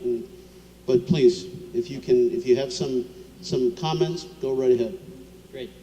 So, hi to the board that doesn't know me already. My name is James Dombra, and as you mentioned, I'm going to be sharing a little bit for cost and the student. Okay. I'm going to be sharing a little bit about cost and the student perspective in all this. I am currently attending Maine South, where we have recently put the one-to-one Chromebook program into place, and I work daily in the Chromebook repair shop. So I see how often students come in for repairs and how much they complain about these devices. I have talked to students while I've been working on their Chromebooks. I've sat in on classes and I've asked questions to the classes using them. So I've gotten a lot of feedback about this program. Students' voices don't tend to be heard as often because kids don't usually come to meetings like I do to express their concerns. They just live with how things are because they don't think they have the power to change things. But tonight I'm here on behalf of my younger brother who is in this district and in 7th grade, and for all the future District 64 students. I was very fortunate to come through this district with incredible technology that has a direct effect on the person I am today. This picture over here is of me in kindergarten, or 1st grade I think, standing in front of a few Apple computers. This passion has been going strong in me for many years. I want other kids in this district to have the same great technology experience that I did. Unfortunately though, and I know for using the Chromebook and seeing other students using it, it doesn't encourage the excellence in education that District 64 is known for. It hinders creativity. Not only do students not enjoy using these devices, but they don't use them in the classroom beyond the web. And classrooms with the Chromebook still use paper and pencil heavily for handouts, projects, and notes. It hasn't changed that much in the classroom. Chromebooks hinder learning by providing students with a poor battery life, a frustrating way of displaying content, and they come with many more hidden fees, and the cost is coming up pretty soon. The battery life of a Chromebook does not last that long. Dr. Bresnahan's survey said that there is no noticeable difference so far, but I have seen that the batteries have diminished to about 4 hours, and that's after 7 months of use. That doesn't cover many school days. I see it every day in the Chrome Depot when kids come in to charge their Chromebooks. We have an average of 30 visitors per day, which comes to about 150 per week, and about 600 per month. At this rate, parents are expected to replace the batteries in about a year and a half at an additional cost of around $50. All schools that I have contacted that use Chromebooks have seen this decrease in battery life, and the ones that I've contacted that have iPads in have not seen this over 2 years. Chromebooks display PDFs, and that's how they use the textbooks that some are coming into the younger grades. I use them more in high school level, but there's a lot coming down into the K through 8th grade. And let me tell you from the first-hand experience of reading a textbook or a novel content off of a PDF is not user-friendly. So this is a slide showing a Chromebook with a static textbook, and then on the right side there's an iPad. And this interactive content allows interactive diagrams and models, intuitive highlighting and note-taking features, study card views, and these are only a few of the options that the iPad offers you right out of the box. There are over 500,000 apps on the iPad that are available, and they offer incredible options for integrating more deeply into the curriculum. The iPad has a long life and so many options to push teaching and learning forward in the classroom. The information Terry provided in her presentation regarding Chromebook statistics, and unfortunately my chart is not as big as I hoped it would be on this projector, but it is the same chart I emailed to the board earlier this week. The repair statistics she has provided are inaccurate. District 207 has had more breakage than the 209 devices that she has quoted in the packet in front of you. I work at Maine South in the repair shop, and I have the repair log that shows over 127 Chromebooks at Maine South alone. And I've reached out to Maine West and Maine East, for more numbers last night, and I heard back from Maine West. They have had 114 repairs. 114, and my number at south of 127 add up to 241, and that is above 209, and that is only 2 out of the 3 schools. I've gathered information from other schools that you can kind of see up here, and the repair rate averages about 10%. This slide will bring it up a little bit more. Chromebooks have a repair rate of about 10%, which significantly adds to the price, while iPads have a lower rate of about 2% average through all the schools I've seen. So this is a very big difference, and it affects long-term price, which is what's coming up next. This is the total ownership that I've broke down for a 3-year model between the Chromebook and the iPad. I started with the base prices and add a battery replacement of the Chromebook that after 1.5 years is needed, and the iPad's battery is not needed to be replaced after that long. It is projected to last even longer, actually. And that 10% and the 2 or 5% number for the iPad, respectively on the left and right side, show that you would need to add so many devices for support, adding to the total cost. I also incorporated the trade-in value. After 3 years, Chromebooks are worth $0. iPads have a residual value of at least $155. That's based on the iPad 2. So the total cost breakdown is $380 and $244. If you break this into 3 years of ownership, you can see that the price difference is substantial. For a device students do not want in the first place, it's really hard to watch them every day in their repair shop dish out another $50 to fix it. Some Chromebooks in my district are held together by duct tape to keep the flimsy plastic pieces from falling apart. Considering the battery life is so low, my slide incorporates the battery life, as I stated, and the battery replacement. And the other point I wanted to make, not covering the cost, is the iPads are map test capable and part test capable with an external keyboard. Keyboards are not normally used or needed with iPads for daily use, but this test does require them. That's the part test. And for tests like these, school districts typically purchase a spare amount of keyboards for the kids to use, and they keep them in-house for during the testing months. These can be purchased for under $20 a piece, and the district can keep them in storage so they don't have to worry about the durability of those extra devices or the extra peripheral. When it comes to the part testing interface, I've went through a demo on the iPad, and how they are laid out is much more tuned for a touchscreen. To use a trackpad to try to get around with it is not the same experience you get with a touchscreen device. It is not ideal for this kind of test to be using a trackpad, and students may even be not able to finish their test because of the time-consuming way that they must use a trackpad. A touchscreen makes this much easier. You can just drag the ruler around or whatever tool you have for the test, a calculator, whatever you have. The other issue I want to address is privacy. Google Apps for Education claim that they do not gather data from students to mine for advertisements. Google has turned off ads in apps for Gmail, but just because that they don't show the ads doesn't mean that they're not collecting student data. Google uses what we search for and what we email people about to compile a profile of who we are as students and to see our interests. This can be seen on a student account in the advertisement settings. A good example of this can be seen right now in California, where Google is being sued by students who have been victim to data collection. A simple web search can back this information, and there's tons of it out there.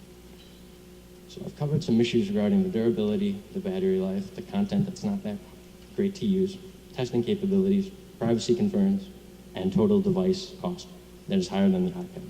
These are only a few of the points I can make tonight, but they are the biggest ones. Thank you all so much for hearing me out on this issue, and it is such a big decision that affects so many current and future students. I ask you to please consider my points. Do you guys have any questions for me?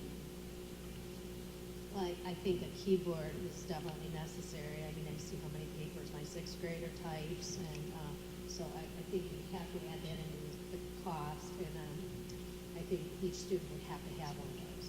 That is not what I have seen, and I use mine daily in school, my iPad without a keyboard. I type papers on it, all my papers. I don't use a keyboard, nor do I find one necessary. A keyboard to us is kind of like a typewriter is to your generation. It's kind of being phased out. We walk down the hallway texting other students on a virtual keyboard, and that's how we've adapted, and that's how we use technology. Anything else? Well, James, I want to thank you for coming up, taking the time, having the fortitude to do this. I really appreciate that, no question about it. You certainly have raised considerations. I don't know the answers. I'm not a specialist in this. I don't think anybody is. Scott, you probably come the closest. But the long and the short of it is we don't know the answers. But you do raise some what I consider reasonable questions. Terry, rather than get into a big thing right here, which I don't think is the place for, I was wondering if you would have the time perhaps to meet with James and John and some of these, find out what the bottom line is to this. And if it comes out, it's Chromebook is still the better product recommendation for our district, then that's what it will be. If there is substance to the iPad recommendation, then I think we ought to consider that. But the idea is what is the best product for the district for the best cost going forward, and we know what our long-term goal is. We just want to implement the short-term goal of getting started, hitting the ground running with the best product. So if you would entertain that. I would just like to note that the data that came out of Maine 207 is actually provided from the administration from Maine 207. So if there's data to refute from that, that is something that you would actually need to speak to your administration about. I think as far as what the committee has reviewed, we have addressed each of these points. Our students haven't even learned how to keyboard. So I agree with Vicki's point that they would need access on a regular basis in order to be up to speed to take that PARC assessment rather than just having a keyboard during that time of testing. Those are just a couple notes I would make. I think our committee spent a lot of time looking at different devices and developing its recommendation. I stand behind it. I'm happy to meet with whomever is interested if they would like further explanations. I would also note that we, simply by choosing a device for one-to-one doesn't mean that we don't continue to provide other devices for our students. We still are using, for K2 population, our iPads. We have them, as Mrs. Broker said today, we have them available in our music program. There are carts of them available at each of our schools. We will continue to provide devices that are appropriate for learning. I think it comes down to, as Scott's point, is we have to pick a device. And 4 years ago, we just started using iPads, and a year later, the iPad 2 came out with a camera, and we were behind the 8 ball with that one. So I think I really reiterate Scott's point that he made about that device selection, but I'm happy to sit with whomever is interested to have this discussion. I think other members of our committee might be interested to meet as well. One thing that could be useful, and Terry, you brought it up, and I know I've mentioned it in the past too, is if we had some sort of generalized idea on specifics of how it's going to be used, it generally makes the selection of a device much easier. Everything I've been reading lately on HCI, or human-computer interaction, is showing me that when you're primarily producing this information, right, a tactile keyboard is incredibly important, okay? I know text for short bursts and smaller things, but if you're gonna write a term paper, right, having that response to typing has shown to have some benefits. If you're not going to do much of that, if you're going to mostly consume information, then the ability to touch and scroll and so forth makes a difference. The touch response has its values for certain types of usage and learning and so forth, but they're also finding for precision work that the mouse is still incredibly efficient, right? Whether it's a CAD drawing or whatever the case is, where you got to get in the small places because you can't with your finger. You're spending endless time. So I think if, as Terry was saying, how are we going to use these day to day? We're not going to know everything from the beginning because that's a bit of a chicken and egg. The teachers need to play with it a little bit, and next year, and it'll evolve over time. But if we had some general ideas, and maybe it's at the age level where it's we know between this age and this age, they're mostly going to be writing term papers. We might want to go one way. I have found through my years that if we know a little more detail and we explore just that usage a little more, the answers become obvious. Or if we can at least articulate to everyone what those uses are in certain ways, the answers may be more obvious to the board. Because you guys may have already thought of them and we just haven't had time because, time is short of expressing all the different manners. But I do find that that's been really useful. And I think that's one of the things, we actually survey our students after the use of after their pilot rotations, and we did get feedback from students. And the majority of them are very happy with the Chromebook. We had surveys from our teachers, and I think a lot of the data that came out of that was the actual projects. One of the survey questions is, what is one of the, most, looking back, what is the best learning experience that you were able to provide during your one-to-one rotation? And teachers reported out on that. I'd be happy to put together a list of all the ways that they use them.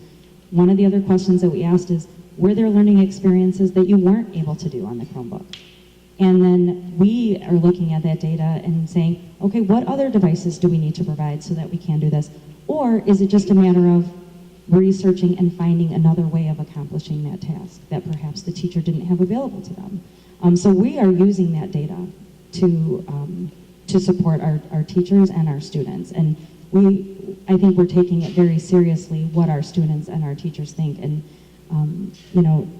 the interactions that they have with their coaches and the data that they're supplying through the surveys is what we're using to base this recommendation.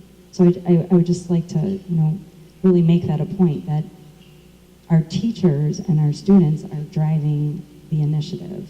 I don't want anyone to think that I'm sitting up here and lead, I'm facilitating this process. But this is a recommendation for District 64, its students and its teachers. Do both devices print out papers from the Google Docs or other docs? Yes. Terry, do we know, we know what 207 is doing, but there are several feeder districts into 207. And things may be changing with them. They may be ahead of us, behind us. Could you remind me or just give me a little color on what they're doing, where they are in this? Have they made device selections? What are some of them doing? I would probably have to refresh my data on that Yeah, just to give you an update. I know that it's a consideration for all of them, even looking at some of our private schools in the area are looking at moving towards Chromebooks to facilitate that transition into the high school level. So, but I can definitely pull that information and bring that back to you. Scott, the two other theaters to 207, 62, and 63 have both adopted Chromebooks. They have? Okay. Thank you. So are there any other comments by the board? There are other public comments. That's a good question. Are there any further public comments? Thank you, guys. Thanks, James. Thank you.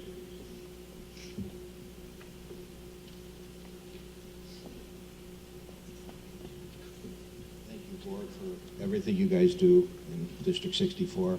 I happen to be James's father. I'm proud of him, but you guys should be just as proud of him because he's a product of District 64. I said it last year, and I'll keep saying it. You guys are all awesome. You guys put a lot of effort into our kids, and I thank you. James has nothing to gain by spending all these hours of researching, emailing, interviewing other students, working in the Chrome Depot, but he has a passion for technology. He has a passion for Apple, as it's obvious.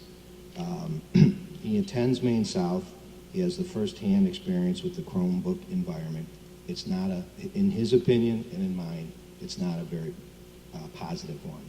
They are poorly made devices.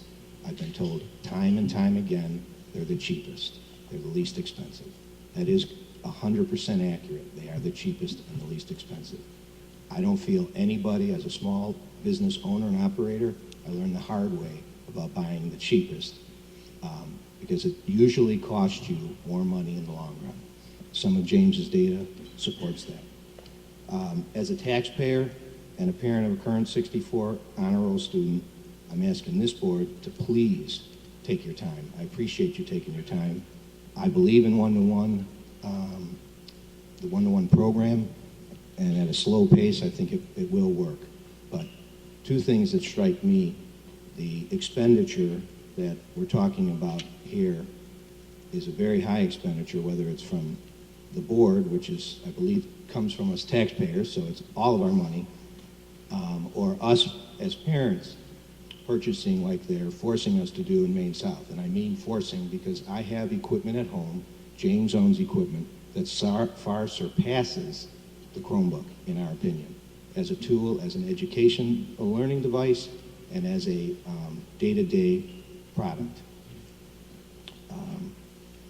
My opinion, I ran through the study. I saw it last year. It seems now that we're going Chromebooks. Last year, I was getting the opinion it was going more iPads. There's page 7 shows a plan. It says 7 iPad Mac programs, only 1 Chromebook. All these other districts are using iPads. There's a reason. This committee studied that, and I think the committee found out that one-to-one is good, but it seems like they studied a lot of Chromebook, or a lot of iPads as opposed to Chromebook. I don't know why Terry and the VATC is recommending Chromebooks other than price. All of their proposals are based on Chromebook, except for the kindergarten and second grade. We're giving a much better device to the smaller kids than the older kids. I'm taking James to college tours now.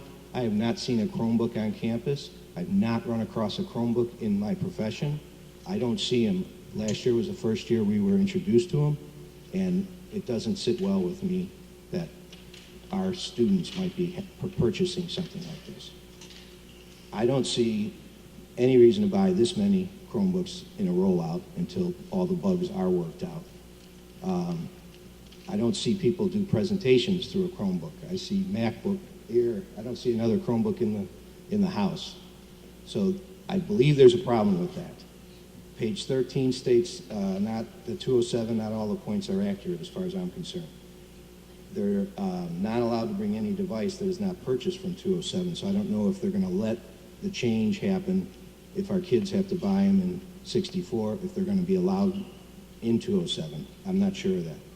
The report also states 207 is fixing them. What happens when we have that many in this district? Is 207 going to be fixing them? And does that have anything to do with a warranty program when students are fixing devices? I don't know. More questions than answers. I'm sure you have a lot more. We have them. What James has shown with the 10% breakage and what he sees on a day-to-day basis with the Chrome Depot, if you're going to buy Chromebooks for this district, I'd suggest you buy a lot of parts because it seems like they need them. Screens are breaking, batteries are going down.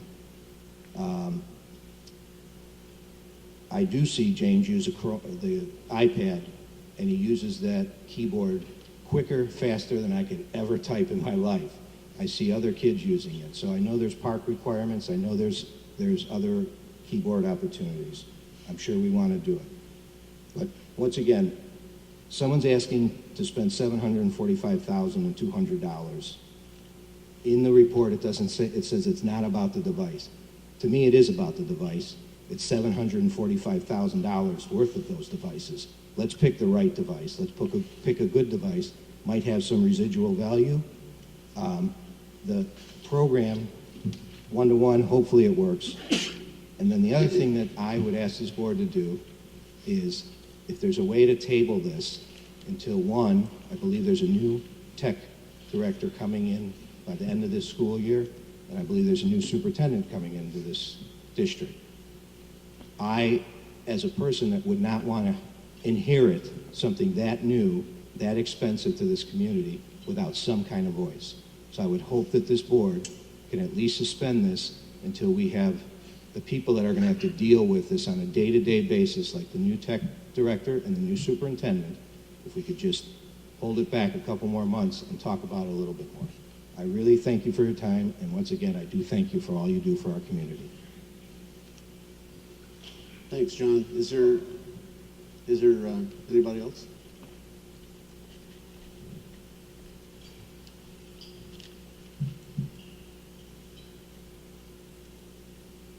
Hi. Hello. I am a new parent. I have a 2-year-old and another one on the way.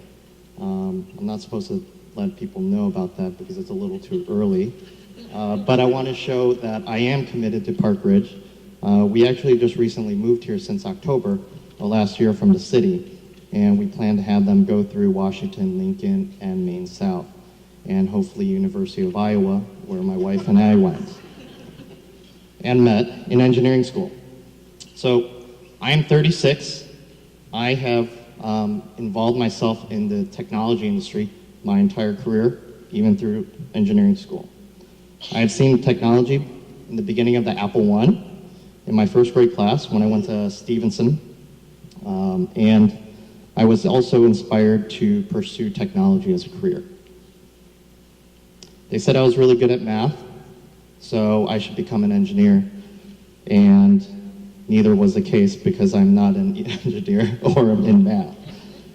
However, I am very passionate about technology, and I'm fully supportive of technology in the classroom and fully supportive of one-to-one learning in the classroom. We are 14 years into the 21st century, and we should not call it 21st century skills anymore.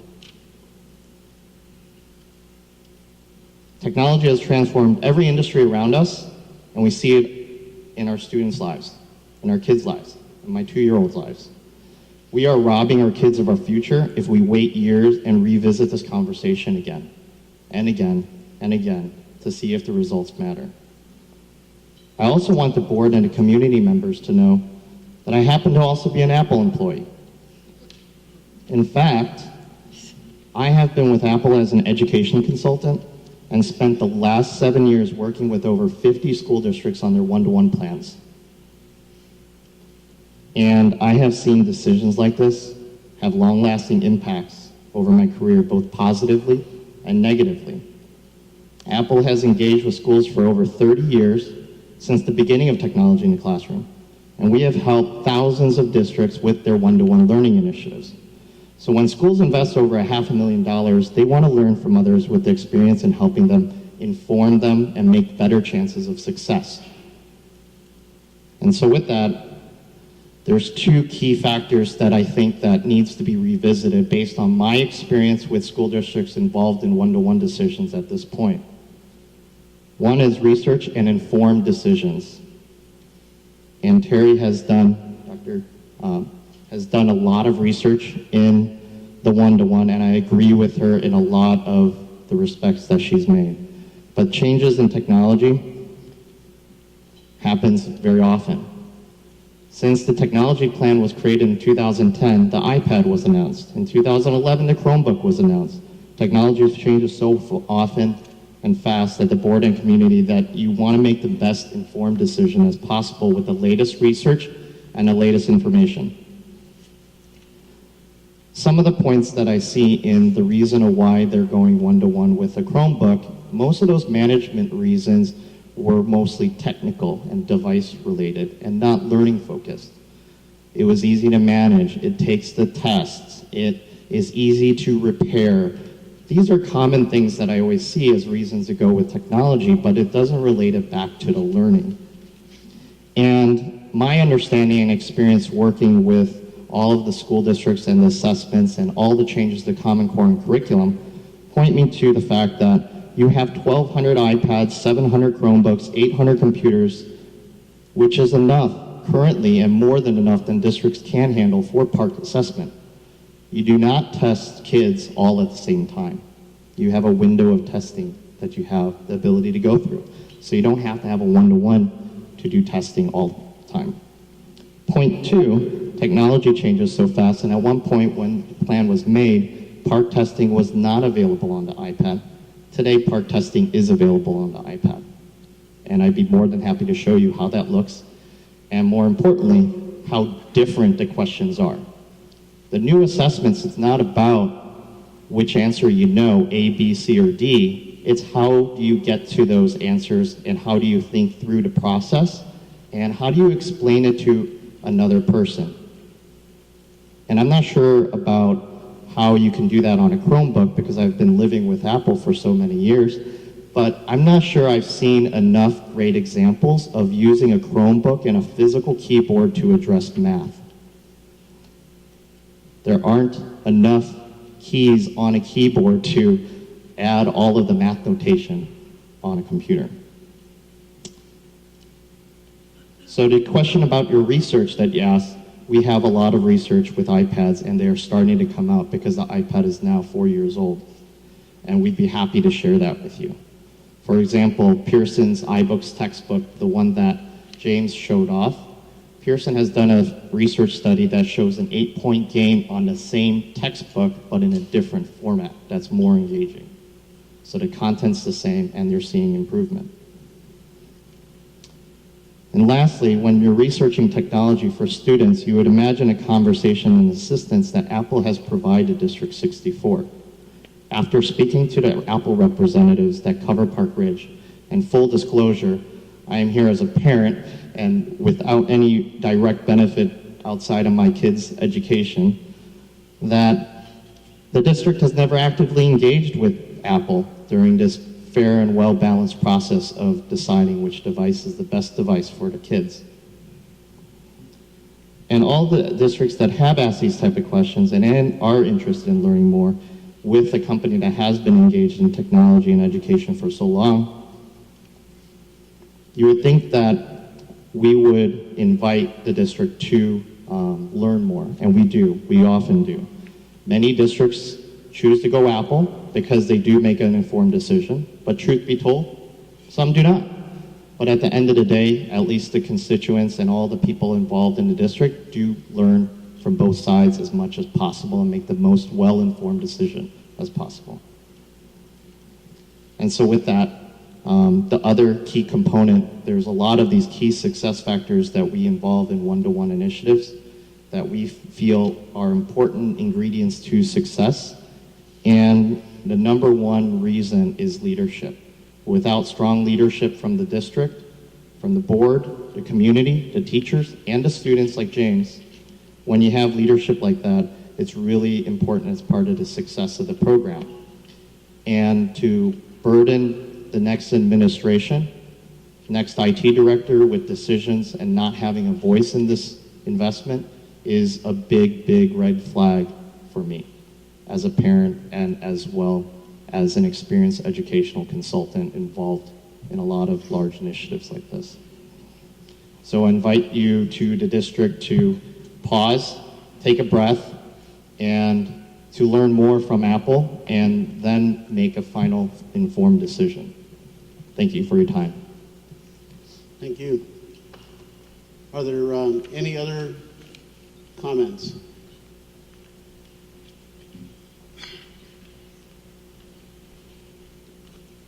Hello.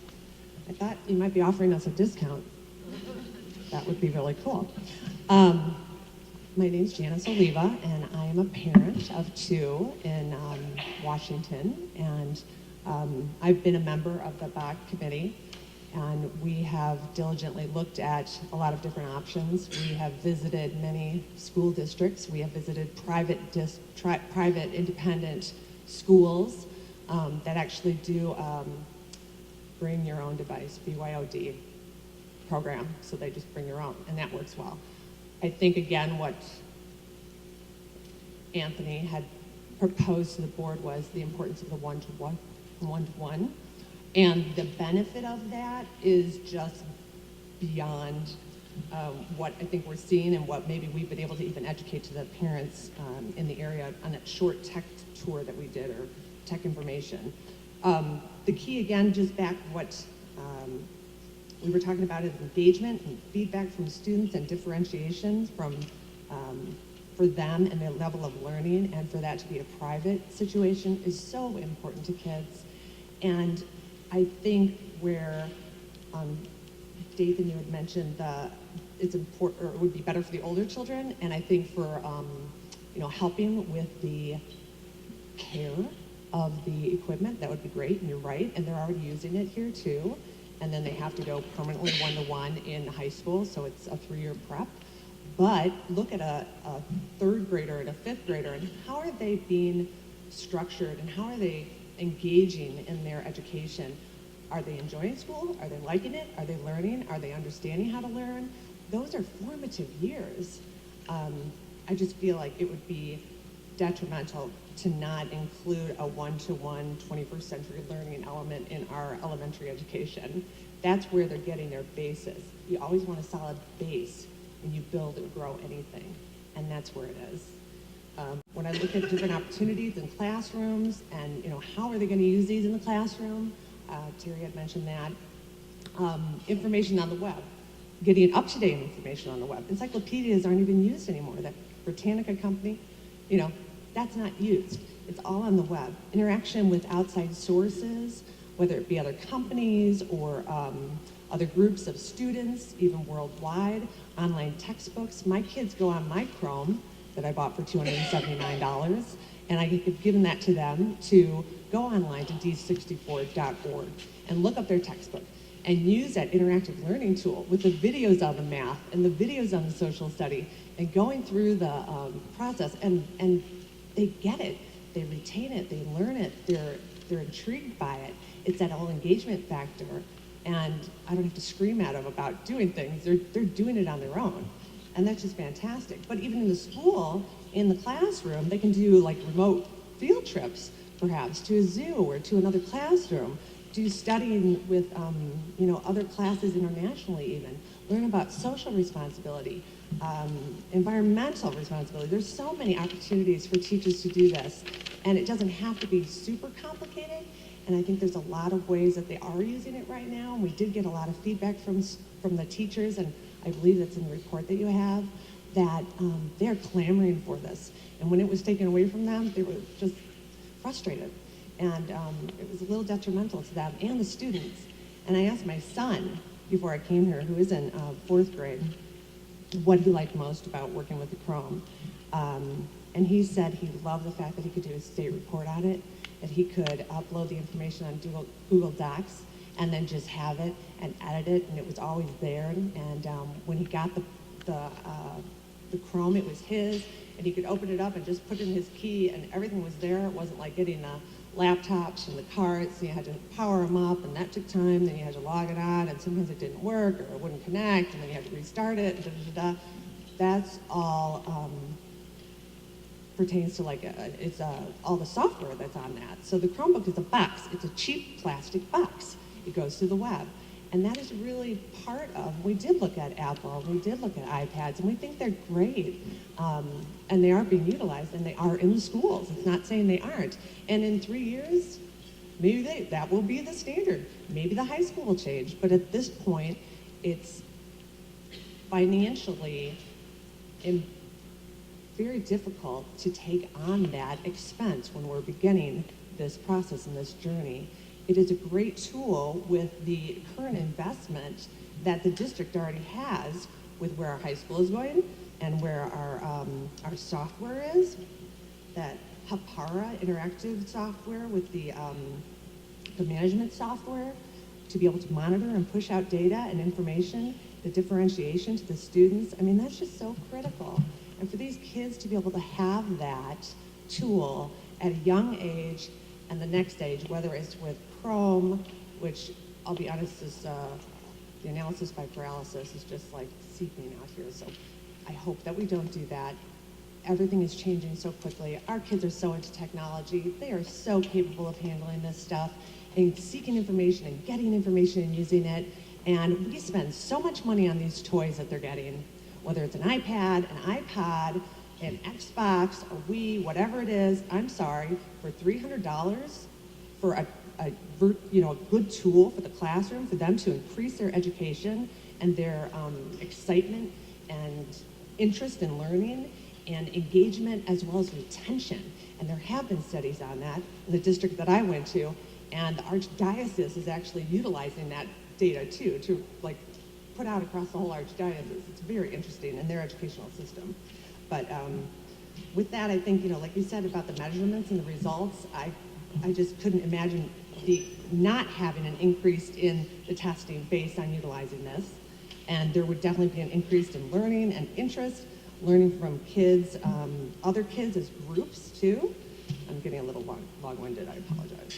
But I just think timing is everything because we are growing so quickly as a society, and this is the way of the world, and this is how we all are doing our jobs and our work, and to not allow this for our children would be very, very unfortunate. I always want what's best for my kids, and I'm sure everybody here does, and I think this is a big, big part of it. Not giving them what they need educational-wise, I think is probably one thing that nobody would want to go against. Thank you. And you guys are great too. Thanks. That being Guys, said, this is Dan. Hey, was that, I'm sorry, wasn't able to hear that. So was that lady's recommendation that the district pay for it, or were the parents going to pay it out of their own pocket? My recommendation? I recommended that the parents pay for it out of pocket, 100%. Dan, that was that she recommended that the parents pay for it out of pocket 100%. Okay, all right, thanks. all right, this is a never-ending discussion. I think we're going to move along here to the next item on the agenda. And that's an update on board. Before I go, are there any final comments by any board members? And if not, I'd like to move on with the agenda. John, we're... Just one quick question. Has this board ever been presented a leasing option either as opposed to purchase? That was one of the... Not to my knowledge. Okay. All right, next item on the agenda is an update on board goal communications. Number 1, website. Number 6, electronic board packet. Dr. Bresnahan. Mrs. Tram is coming up to join me.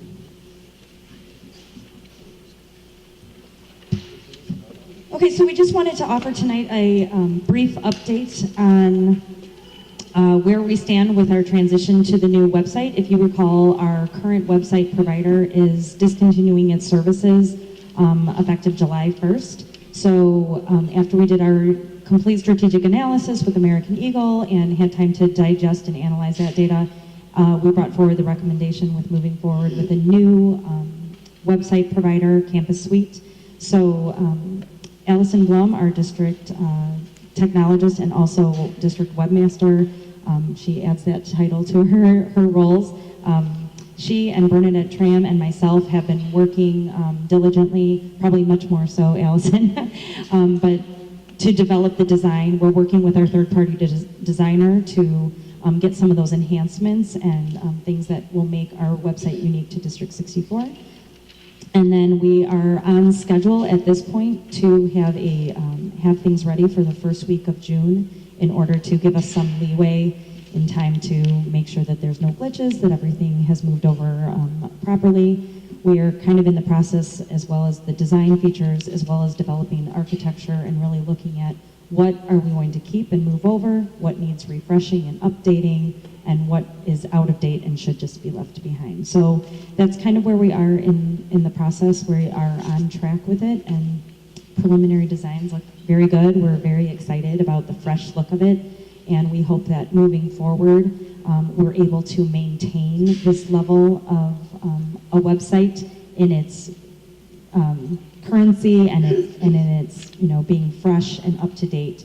So as you'll hear later tonight, we are recommending as part of the staffing plan our half-time webmaster position with a district technologist. So that you'll hear more about later on, but we do feel that this is an ongoing commitment.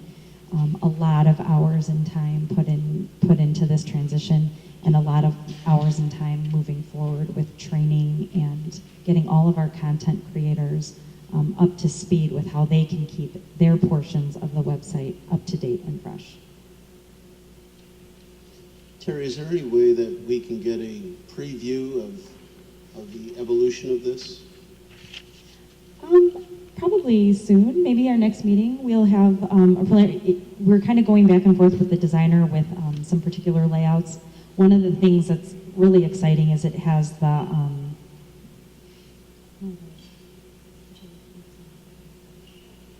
responsive design. Thank you. It has responsive design, so whether you're looking at it on a laptop or on a phone, it will respond to your device and look nice, and you'll be able to navigate it. So making sure the architecture is set up correctly for that to happen, we're working on that, as well as looking at color schemes and design, those kinds of things. So hopefully by next month we'll have that pretty well laid out and be able to show you some preliminary feel for it.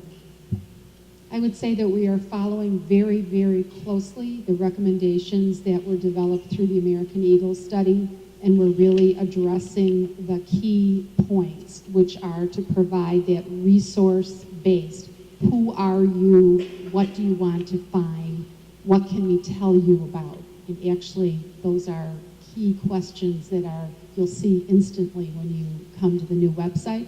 Also, the calendar feature, the events, what is going on, what is tonight, what time does that program start, can I find that really quickly?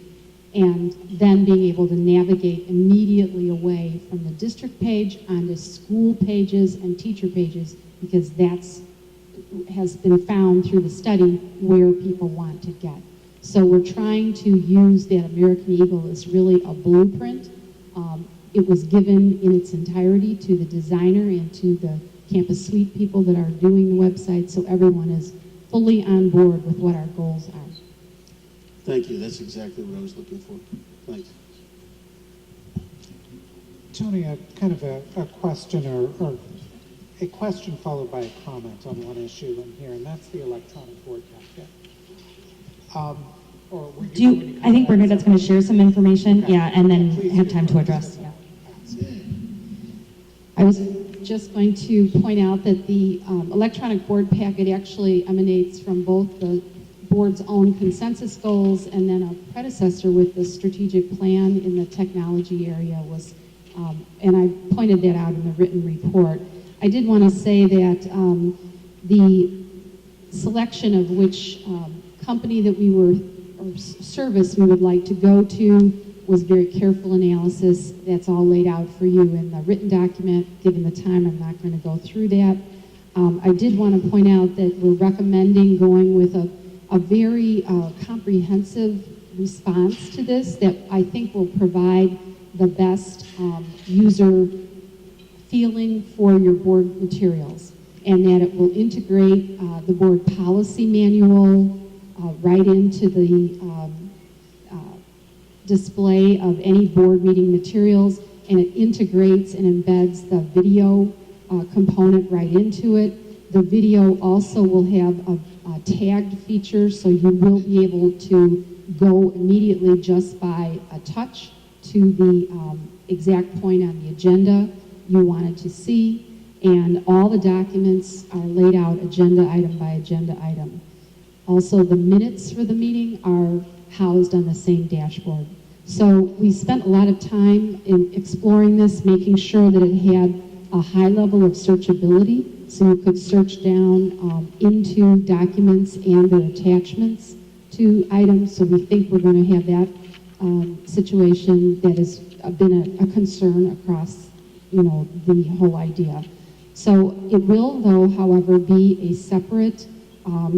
It's called Board Docs. It's a separate website. You'll enter it through our district website. Once you're on there, then you'll be able to search within that. So it's not going to take you off of our site onto Board Docs. You have to be in Board Docs, then search for board content that way. But I think with the new website and all of the great transitions we're going to be able to make, I think that'll be a smooth way people will be able to go in and find all of the board materials in one spot. Any questions? You have one. Yeah. Good.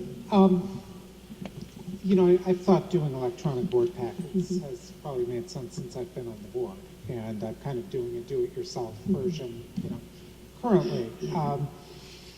every time I've looked at vendors for doing this, though I guess I've always kind of balked at the idea of paying 12 grand a year for somebody to house a bunch of PDF files, basically. And of course, it does more than that. It links with policies. It ties in with the video. So I guess a question, though, how much of that could we do ourselves through the Campus Suite part of it? If we were, for instance, to make a Campus Suite page for board meetings and then pages beneath that for individual board meetings, and then put each item's PDF on that page and, next to it a video on that page. Why can't we do it ourselves with the Campus Suite part of it? Why do we need to buy both products? One feature initially comes to mind is that the staff time involved in doing that is fairly large, both in terms of the administrative end of setting that up and actually loading the documents. The board docs feature has some internal controls so that documents can be loaded, but they're subject to review by higher levels before they're released. There's also private areas on board docs, so board members could receive material through your password protected entry into it. You could receive private materials for closed session that is available only to you and not to other levels of administrators or the public. In addition, there would be the video viewer is much more nimble. It would be similar to carrying a video viewer that you like to have. It's easier to use. If we didn't do that, we would have to continue on the system we have now, because I think we're about the best we can be with the system now. We're actually very far ahead of many organizations that don't take the time to put in a time clock, and we actually review the tape and set those time markers ourselves. This will speed up that process because it's easier to do it, and it's a nicer feature for the user. But we could do some of those things. We definitely could do some of them, but we won't have all of those features. So it's trade-offs. It definitely is. Yeah, and I'm sure it is, because a lot of what I'm talking about I recognize is maybe 80% of what you would get through board docs rather than 100%. But I guess the one thing I'd note is that the $12,000 a year would get pretty close to paying for 0.2 or 0.25 FTE. So yeah, it's not clear to me that the staff time for cost trade-off necessarily goes one way. I am in total, understanding, and I think our role was to investigate and explore what options are out there on the market today, research and evaluate them for you, and present that information for you if this is a way you would really like to go. We've talked also, though, one feature I wanted to point out, it does have the note-taking ability, which is private to you and you alone. So every person has their own account. Any notes that you take and write and attach to, the document that you're looking at, those are your own notes and for you alone. So that is a feature that would not necessarily be available through another website. Any tool that you would use to view the website like you're doing now, just downloading a PDF and having it there. But again, we're very cognizant of the cost. We do think there are some savings in terms of transferring our current board policy manual provider. There's some small savings to be had for that. There are some real savings in terms of paper, production time, staff time that goes into producing an actual paper packet, delivery, and so forth. And there's definitely we think some efficiencies that will come about from streamlining the whole process of getting those materials posted into and compiling a board packet. However, we'll also have to consider providing each of you with a device, a Chromebook, to access your board packets if you would like to have a dedicated device to do that.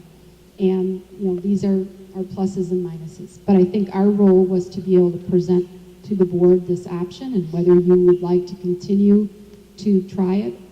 There is a lower priced option, but it does not give us all the features that we think would really be a good full solution for what you're looking for. Bernadette, when I looked at this, I also, clinched my eyes when I saw that $12,000 figure. But then I opened my eyes when I looked at this document here. It said there's potentially a $20,000, $30,000 savings.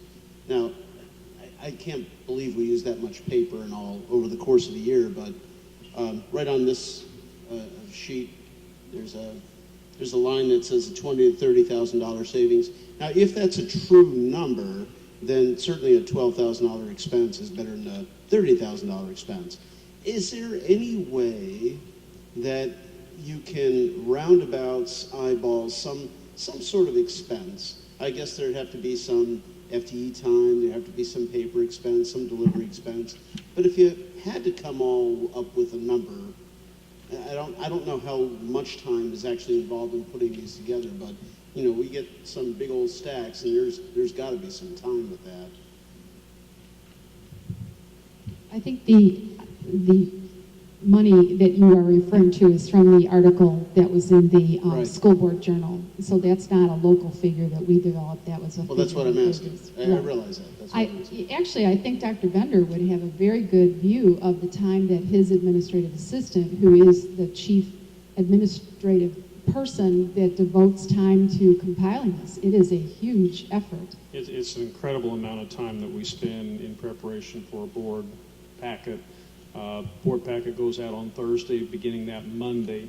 I would say 80 to 85% of our time is dedicated to getting these board packets together. It's an astronomical amount of time that we spend. If you take a look at the report that Becky does, that's very indicative of the amount of work. That's what happens to a board, but I think when you really start to think about the amount of work that my team does on a weekly basis to provide information to this board, it's pretty huge, folks. It's a lot of time.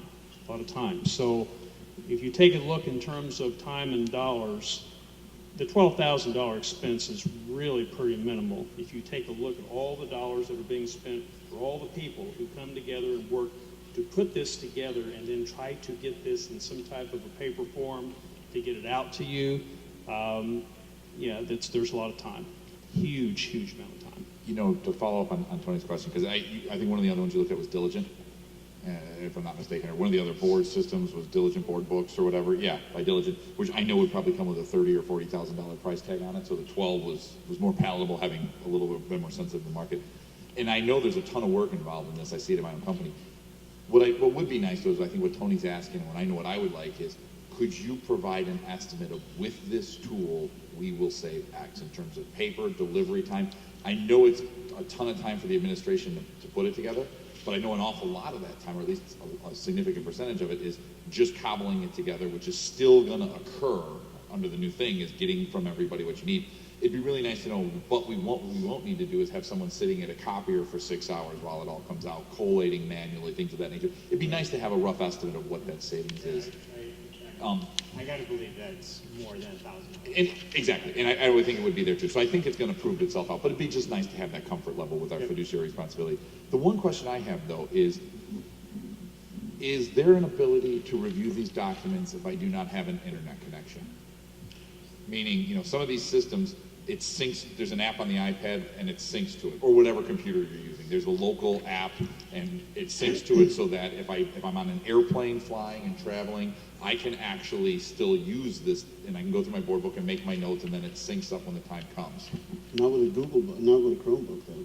Well, but I don't know if there's, you know, some of them, a lot of these systems I've read or we've investigated in our work, they have a web page you can go to and you can get to the documents as well, and then they have an app you can go to, and then it'll sync it and you can read it here. Right, and we'd actually have to, I think we'd need to investigate with the company. I used this in my previous district, and I've kind of, you know, Bernadette and Madeline have really taken the lead on this, and Allison, and so they've done a great job looking at all of that. But I do remember in my previous district, we were able to cache a copy. Yeah. So in the event that it went down, you would at least have that version available to you.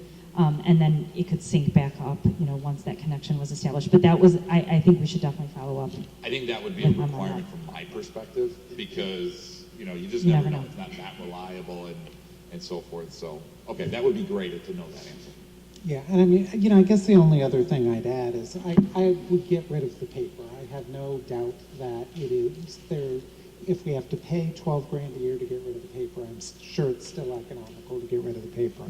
But for me, you could do this whole thing by emailing me 15 PDF files on the Thursday before a board meeting. I'm good. I don't need anything more than that. I don't need it on a website. I don't need to be able to take special secret notes during board meetings.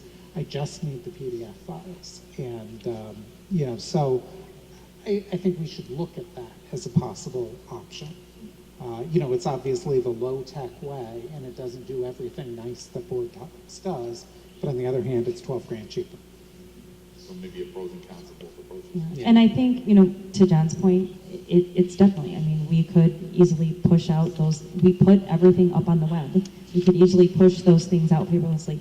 The searching capability is a key piece, and the tagging, that meta tagging of all that data as it's being built, that's really a huge bonus that you get, especially when you want to look back and pull data from, previous board meetings and things like that. And for the public, I think for the public's consumption, searchability is a big factor. So I think we should look at it from both audiences and maybe develop that pros and cons. Terry, you're pointing out some really fantastic capabilities with this program. Will some of those capabilities be present on the web if folks want to go there and search agendas and see sections of meetings that are video? Will there be videos linked with agendas? And it sounds like there's some really nifty stuff here. I just want to know if that's going to be part of our web as well. Are you referring to our new website? Yeah. Yeah, we'll have an integrated search system within our own website. Kind of the limitations are that it will search the text and information that is part of the website, but when you get down to attachment levels, and if I'm looking at a PDF file and I want to find a paragraph that says this, it's not going to get to that level. And with board packets, that's the level you want to be able to get to, and that's the difference, really. Gotcha. What about the ability to use our own devices instead of a Chromebook? I don't think that we see any reason why that wouldn't be acceptable. It would be a cost savings. Okay. Any other conversation? No. Thank you. Next item is the discussion on full-day kindergarten, the interest survey. Dr. Hinton. As Dr. Hinton's getting prepared, just to kind of move this along a little quicker as a preparatory bit of information, what you have in front of you tonight is simply information and data from a survey. There are no judgments concluded from that survey. It's just information. And the next agenda that follows is basically, if the board would so desire, what might be a next step. So with that in mind, then I'll let Dr. Hinton move forward.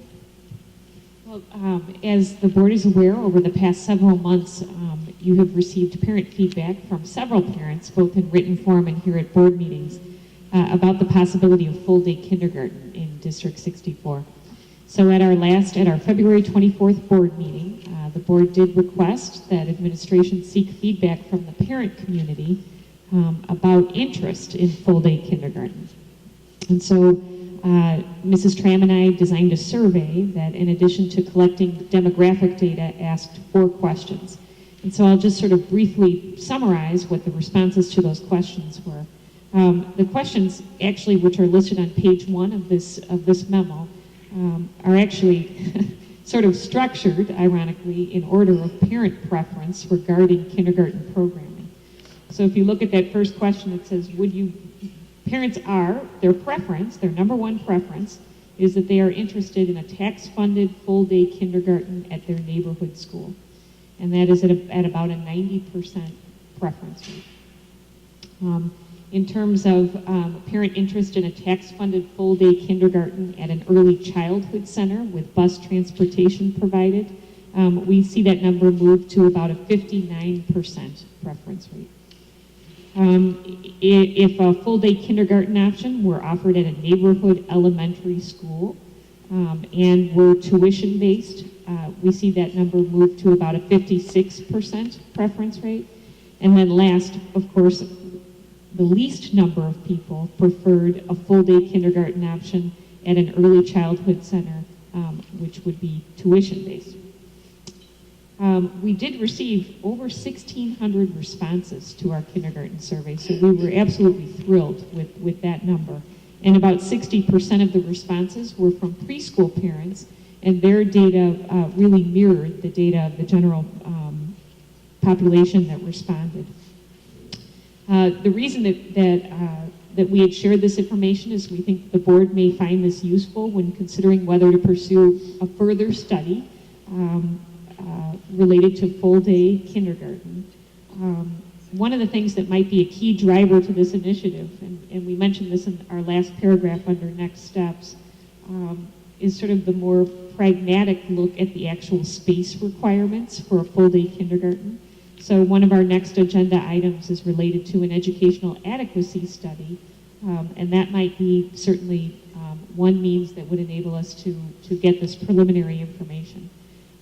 Of course, a fuller exploration of all of the things that we would need to consider if we were looking at a full-day kindergarten would need to be done with all stakeholders involved, particularly including our kindergarten staff.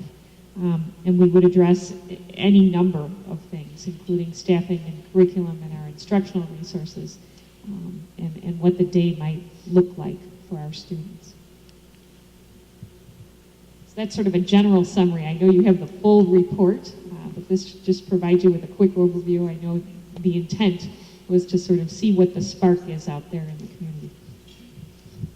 Well, thank you. I think that certainly this information is somewhat different than the information from the prior survey of about 5-6 years ago, at which time community suggested they did not support this. And obviously there's a great desire for this going forward. So I certainly would be interested in hearing about the facility feasibility study in the future, as a determinant to whether this is going to be possible or not. I agree. The biggest, and I think that's really important, and I appreciate learning what parents' interest in this is, and then the feasibility study I think is valuable regardless. The biggest factor for me is really just doing a hard look at the data of whether full-day kindergarten is good for children. Long-term, longitudinal data of whether it's best for them emotionally, socially, academically. And I think the jury's out about that, but I think that's the number one factor. If it's not good for kids, then I don't care how feasible it is, we shouldn't be doing it, right? So I hope everybody agrees with that. So I think that's the number one thing. What I just want to caution us about is getting too eagerly involved in studying the feasibility before we realize whether we believe it's good for kids. I'd hate to have that at the tail end, almost dangling it of, we know it's ready, we can do this, but we don't think it's good for you. So I think that we might want to take the time, either at the same time or beforehand, and really look at the data, because there's a lot out there. You know, my thoughts are similar to Dathan's, except with the possibility that I think if this were free and there were no costs at all associated with full-day kindergarten, from what I've read, my guess is this would be a good program and we should have it. But I guess the two things that I would want to caution are, one, I think we need to make sure that this is the best next expenditure we would want to make.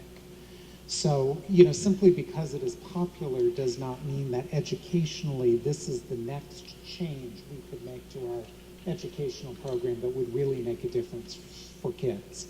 And I guess I would want to hear from our administrators as to, put aside that there's a movement for this, what do you all think the next thing we ought to be focused on is? There's one-to-one technology we're working on. We're adapting our curriculum for the Common Core. We could do full-day kindergarten.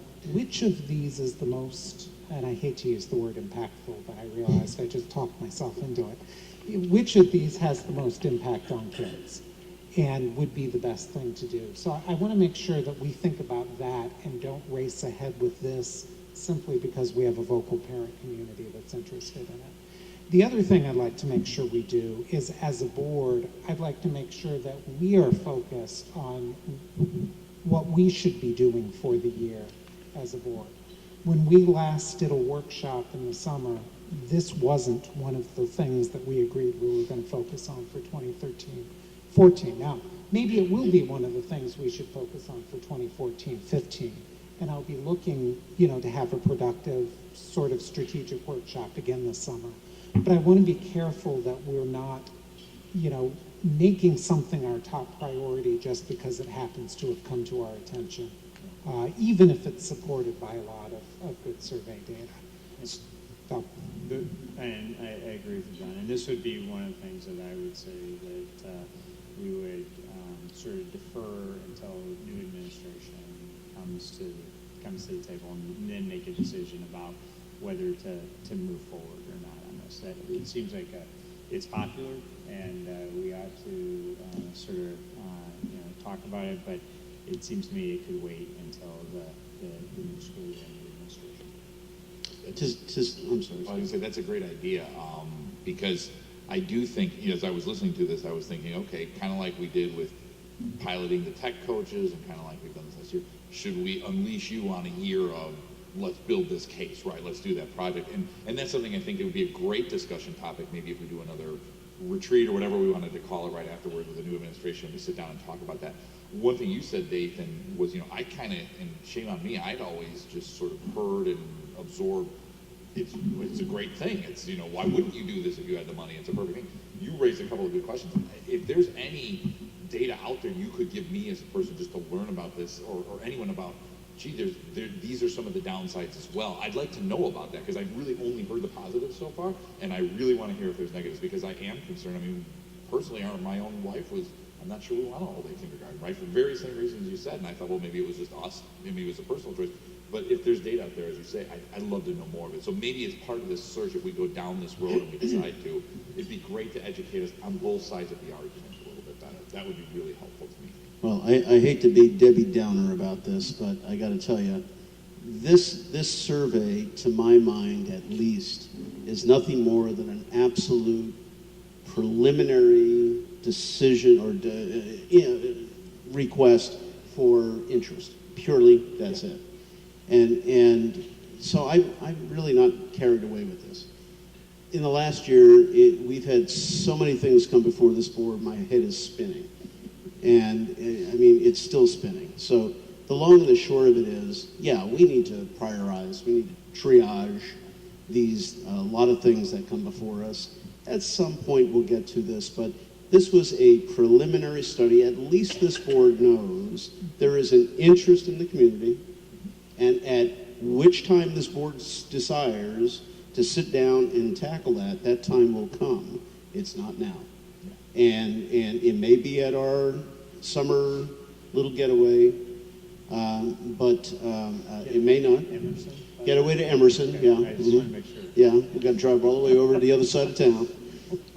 But this is a preliminary thing, and by golly, we do know that there's an interest, and we do know there's some facility issues, and we sure as heck know that there's some financial issues. And according to Dathan, absolutely, there may be some other issues involved as well, and I think we need all of this. And before we go much further, it'll be the administration's task to make a case for moving forward.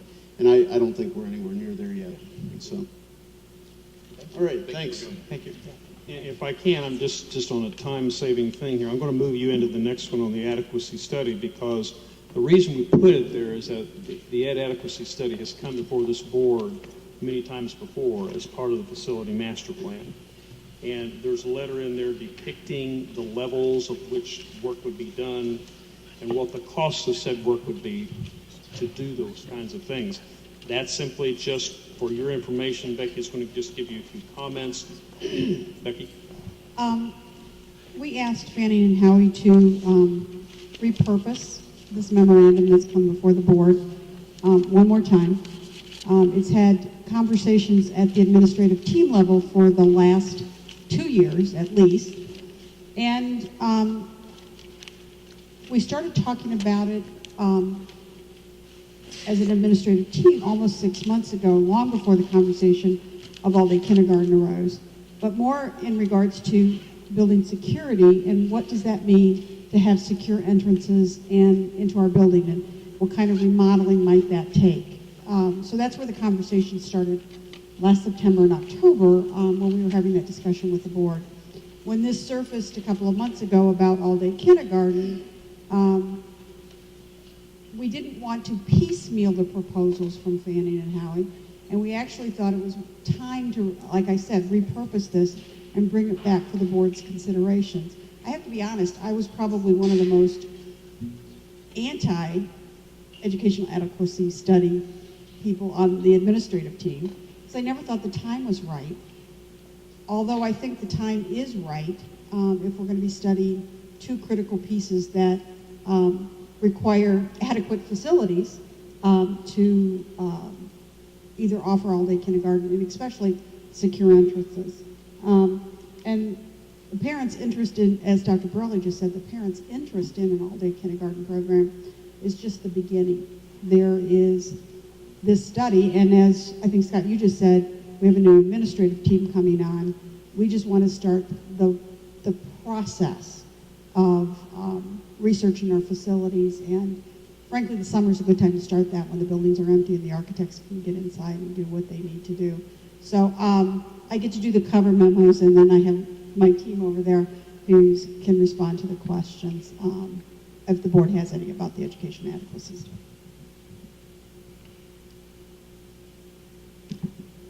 One question that occurred to me while you all were talking is how much of the work, how much input is needed from the administrative team in order to do the study versus work done by the architects and walking around and viewing the facilities, if that question makes sense. It does, and that would have been the only piece of your intro that I would have a little discrepancy with. It's primarily interaction with your staff when it comes to these pieces.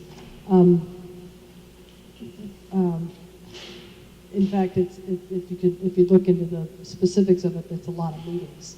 There's 5 meetings associated with what's called engagement, but there's the visioning and then the program of spaces, and then there's 3 more meetings in creating options and implementation, and that takes people primarily from the district side.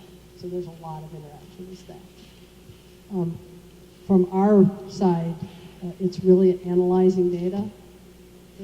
It's not necessarily looking at your facilities for data because we've done your walkthroughs, we've done assessments, we know what the plans look like.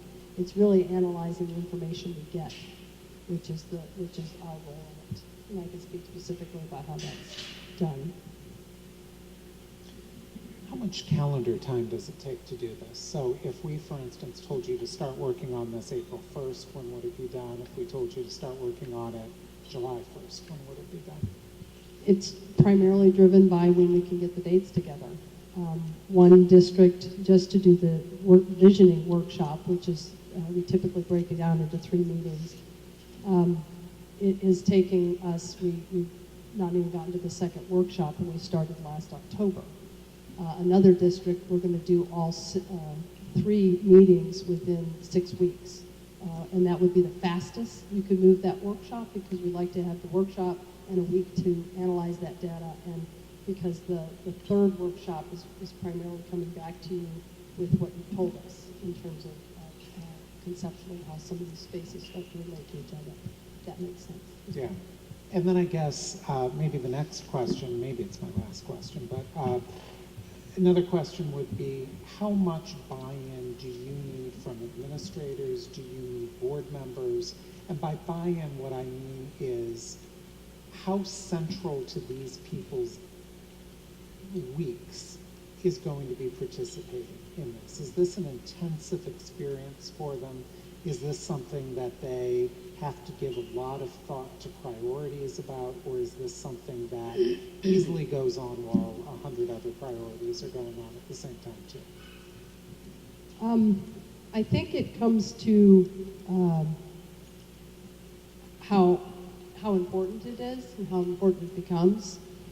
For large communities, when we've done the visioning, like for, say, example, Hammond School District in Indiana, which it was multiple buildings, multiple district, and they were going through a consolidation effort. And from that effort, 3 brand new buildings came of it. It was a very exciting time for them. Exciting in one regard because they knew this was going to mean 2 new buildings. Exciting in another regard because there was a whole community that was going to lose buildings, lose attachment. So, I mean, there was a lot involved, but the effort was worthwhile because at the end of the day, there was a holistic commitment, both from a community and a district, to move forward into a plan. From a specific, how much effort does it take? Again, you know, if you're looking at like our visioning workshop, those can be and have been an hour, 2 hours, 3 hours a day. What I'm planning here is a 3-hour endeavor, so 3 hours, kind of shorter than your board meetings, but still kind of longer, still kind of long. So, I mean, I guess that if you're committed to being here till 11, 12 o'clock at night to get through the board meeting, you care very much about this district, and I assume that the administration, the teachers, and the parents, and anybody that we engage in this process is as committed as you are. That's helpful, thanks. So, so to engage in a study like this, it seems like you need to be 2 or 3 steps ahead in the planning of what we're going to do about it. And I guess, you know, coming out of this, it would seem like you would be in a multi-phase plan to actually do something about our facilities from the recommendations, right? And I guess I'm just asking the question whether or not we're really serious about doing that in the next 2 to 3 year time frame. Because if we're not, then I find it a little difficult to sort of think about a $130,000 expense.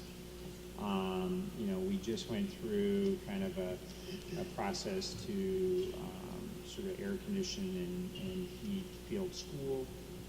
I felt like that was a difficult sort of process for us to get through, and finally got to a point of financing that in the right way.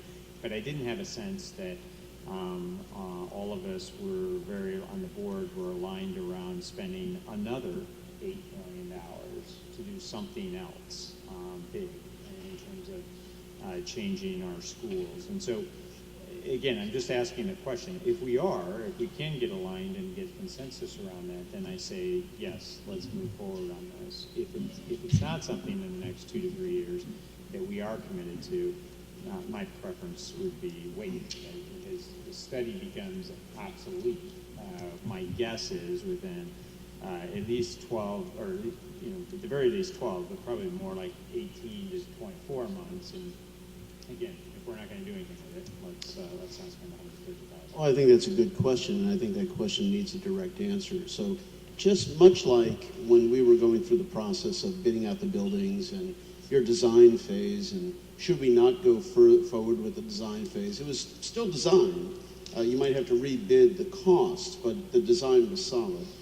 If you were to do this adequacy study and you recommended X, Y, and Z build out for X amount of dollars, and we decide, you know, we can't really do this now.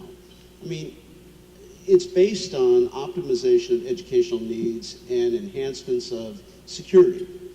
I don't think enhancements of security will necessarily change at any time in the recent future, in the near future anyway. And the optimization of educational needs is kind of a long term. So I'm assuming, and you're going to have to answer this for Terry and I mean, should you come out with this, I mean, what is the time frame that this could arguably sit on the shelf before we can take it down, take the wrapper off, and hit the ground running with it? As long as you want it to sit up there and do nothing about it. I want to be clear that what you're going to get are designs for options. You're going to get organizational planning that allows for options. It's not designing. We're not drawing walls. We're not doing fixed doors. We're not doing design. We're simply laying out opportunities that could exist or might exist within your existing buildings. But a plan can sit as long as you like. For example, we've done this similar activity in another district. It started 4 years ago, and they're just now getting to the point where they want to actually implement the plan. You know, one thing that occurs to me is we created a facility master plan, which is a wonderful thing. And we asked, give us the most important and most pressing issues now. And we really didn't talk about the issues beyond that. And it certainly didn't talk about the life safety issues beyond that and so forth. So this, much like the idea of the all-day kindergarten, I wonder if we're in a state where we're wrapping up a couple of those first things we said we wanted to do. We're kind of talking about the technology and just if it does take a timeout moment, whether it is this summer or to say, hey, we know that going forward to hit our goals, we're going to spend X dollars per year on facilities. Administration, tell us the best way to spend the X dollars. If you say now's the time to spend $128,000 before taking care of the roof on building X or whatever, I think that's something over the next few months maybe we start formulating so that maybe when we are at a point where we're saying what's going to be our goals for the next school year, we talk about it then. So, because I agree with you, Terry, if we're going to all of a sudden just go to the facility master plan and pick the next 6 things, we don't need this for a couple of years, right? Unless we're going to go to all-day kindergarten or something. Right. But if you come to us and say, I looked at those next 2 things, and in the light of everything you're doing, maybe you ought to think about this, that's great. I just think we ought to probably move along a little bit on some things and decide if this is the next best thing to do with $1 million or so a year, $3 million, whatever, $500,000 a year we're going to do. Do we want to spend 40% of it, or 25% of it? Right? That'll go far. But that's a good idea. I mean, basically, stratify it. What is the next most important thing that we should be considering? And we did take the 5 burning issues out of that study, no question about it. But that barely got us through. Well, it will get us through stage 1 needs. We haven't. Scott, we've maybe done a few of the stage 2 needs, but I'm sure there's life safety issues that we still have to attend. Well, yeah, there's a lot of things that we need to attend to yet, but for me, ever since I've been here, I've been a proponent of the education adequacy study because it allows us that 1,000-foot view, I guess, of our district and where we're at, where we're heading with even one-to-one initiative. All of these things have a profound effect on the facilities. So as we move through the education adequacy study, for me, it's just an important piece. Because one of the things that we've talked about and that I have told this board is I will not spend good money after bad things. And if we're looking at, in this one here, we're looking at security advancements, all-day kindergarten, and we also have some possible, and if you read the articles, there's possibility of a 29 condo, 3-bedroom, 29 3-bedroom condos in the field market. That's going to be hard to handle at field. That's going to be very difficult. If that happens, that population at field, it could put us over the edge. And we're not prepared to, how do we handle that? Because we haven't done we haven't done the adequacy study. There's a lot of things that go on in the schools with all of our different curriculum and all the things that we have that, every year, I always say, we go back to every school, we meet with another principal, and we find the room for kids to learn. We don't create it, but we find it. Because we need a room for 8 kids for 2 hours a day, 3 times a week. Where are we going to put those kids? And this education adequacy study is going to address all of those issues for us, and it's going to allow us to make educated decisions moving forward.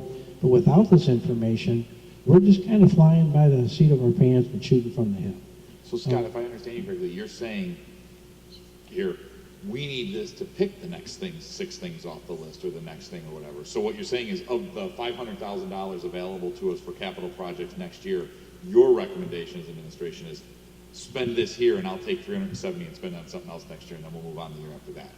Well, yes. I mean, I'm not quite sure that's exactly how the budget works. You have to talk to Becky about that. But, for me, it is an absolute invaluable tool in making decisions moving forward with everything that has to do with educating the children. And, your facilities are where they learn. I always remember somebody told me one time, I only want to put money in the classroom. And my answer to that is the facilities are the classroom. And we really need to have a plan moving forward, in my opinion, to address all of these issues. And I think the $128,000, while it's a lot of money, in the long run, will probably save us a ton of money by not doing something in a reactive mode instead of in a planned mode. That's just my opinion. So Scott, help me with that a little bit. I do want to understand that. So give me an example of a reactive mode to something that we've spent money on that maybe with this study we might not have done, or we might have had a better way of thinking about it. I guess that's trying to understand that. Sure.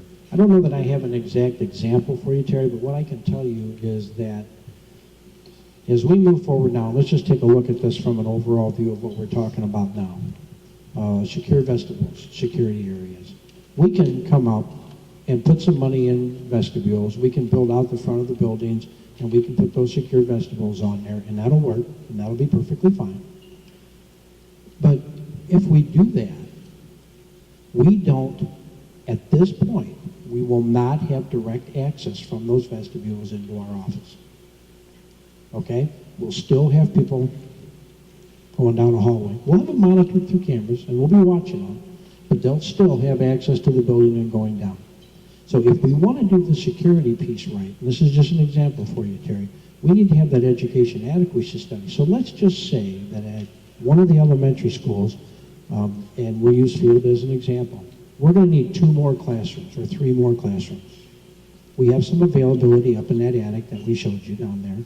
But we also can, at that point, through this information from this study, we can make some adjustments in that building and move the office next to the vestibule. So we enhance our security. We can maybe add a classroom or 2 during that process. I don't know the answer to those questions because we haven't created the plan to look at it. So for me, it just makes a whole heck of a lot of sense that before you go in and start doing a lot of work on these buildings is that you have a plan. And so that you can understand the best decisions and make the best decisions for the district and the use of the facilities. The work that we've done now, we've had this conversation, the HVAC upgrades and that, all of that stuff is in there. Even if we do remodel and reconfigure the buildings a little bit, those systems have been designed to handle more space. We can make very easy adjustments to those areas that we've had. But for me, every year we sit down and we create a plan. And the better information that we can have, we can make a much more educated decision. Yeah, and I'm still back to my original sort of thinking on this, is that to me sounds like multi-million-dollar projects, right? And so whether it's $1 million here and $1 million there, $1 million here, and I know that's not what we have budgeted, right? You're correct. And so that then requires this board to be thinking about, okay, how are we going to finance that through the mechanism that we just financed, the air conditioning project? And if we are, fine, we ought to do this. We really ought to do that. If folks are aligned around that, because I do think that there could be value that comes out of that that would better inform our sort of phasing of projects and plans. But I just want to be sure that before we go spending $128,000, that we are aligned around being, having, the financing mechanisms to fund what you want to try to do, Scott, which I, at this point, don't know what that would be. And Terry, it's difficult to talk about the funding mechanism without this study, and this is what's turned me around. It's a chicken and an egg kind of thing. Absolutely, because you have the funding mechanism we just used with our debt extension base, where it's subject back to a referendum, but it's not subject to a referendum, or, I don't even like to use that word in public, or you could run a referendum to do those capital improvement projects. Yeah, I think this board. And going back to.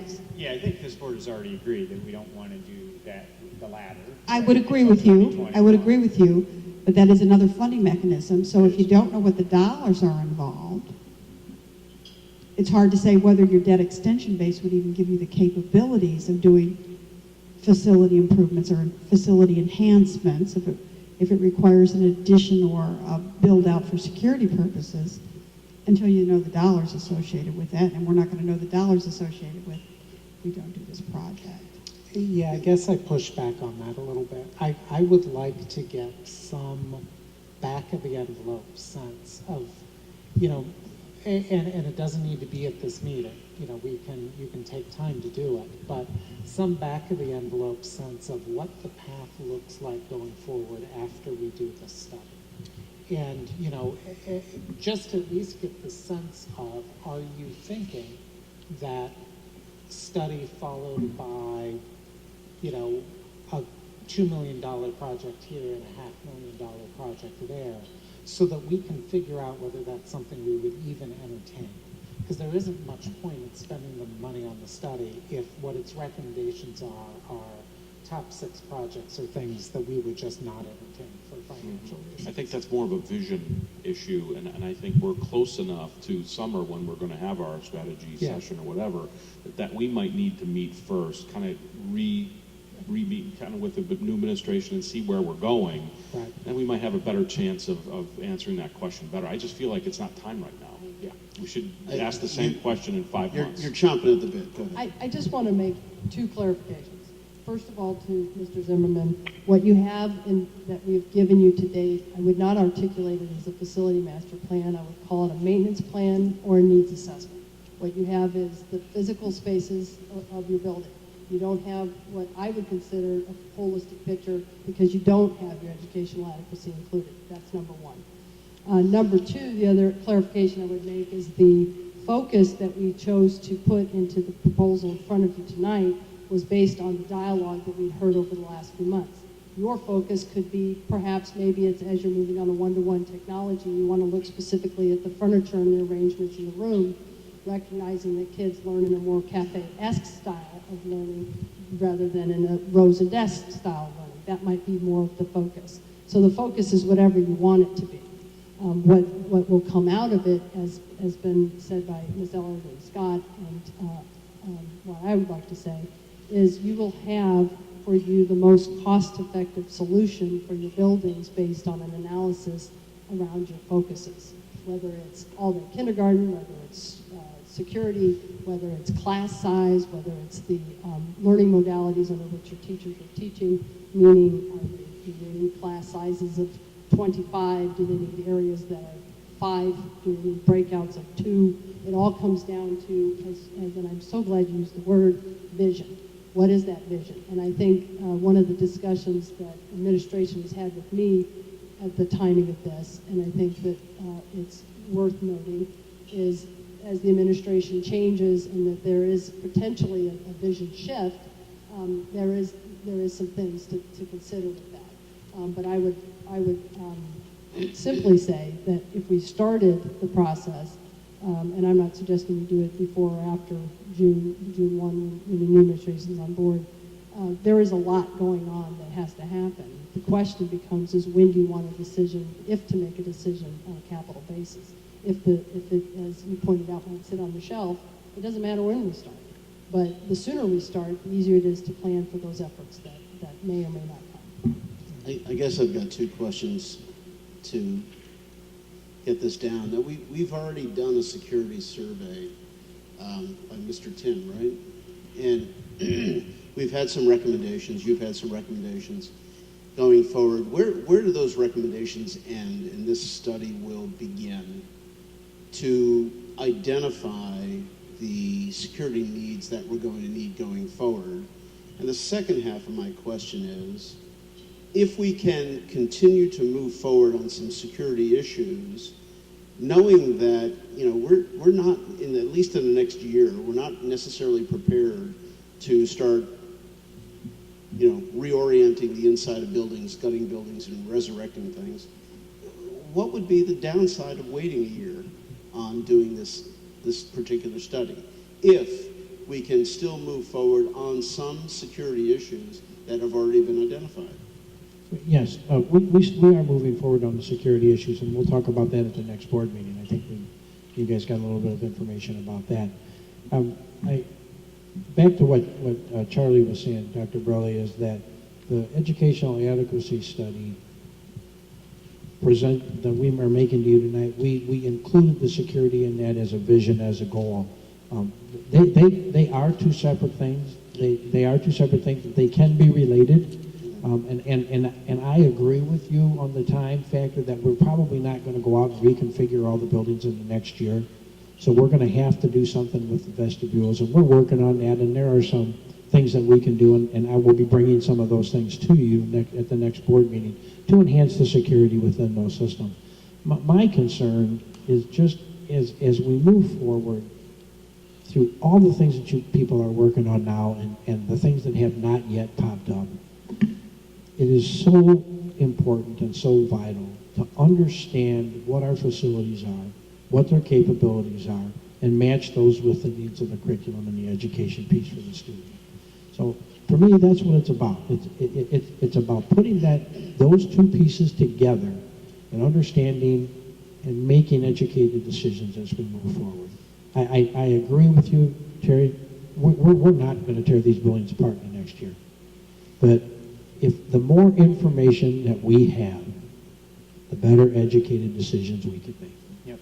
And that's, I'm sorry, go ahead. No, that's, let me make a suggestion, because I think one of the things I'm having a hard time with anyway is visioning what the document looks like, okay, and what the end product. So this isn't an action item tonight anyway, right? So can we maybe get a redacted copy if you need to do that, of what one of these documents looks like, right? And you know, I guess at the level of $130,000, I think it's reasonable for us. If it's 500 pages, I don't want it, okay? But if it's sort of reasonable, let's and maybe put it online because John doesn't want the paper anyway, or just send it to us electronically. But if we can do that, I think maybe I can kind of envision this a little bit better. Okay? Absolutely, no problem.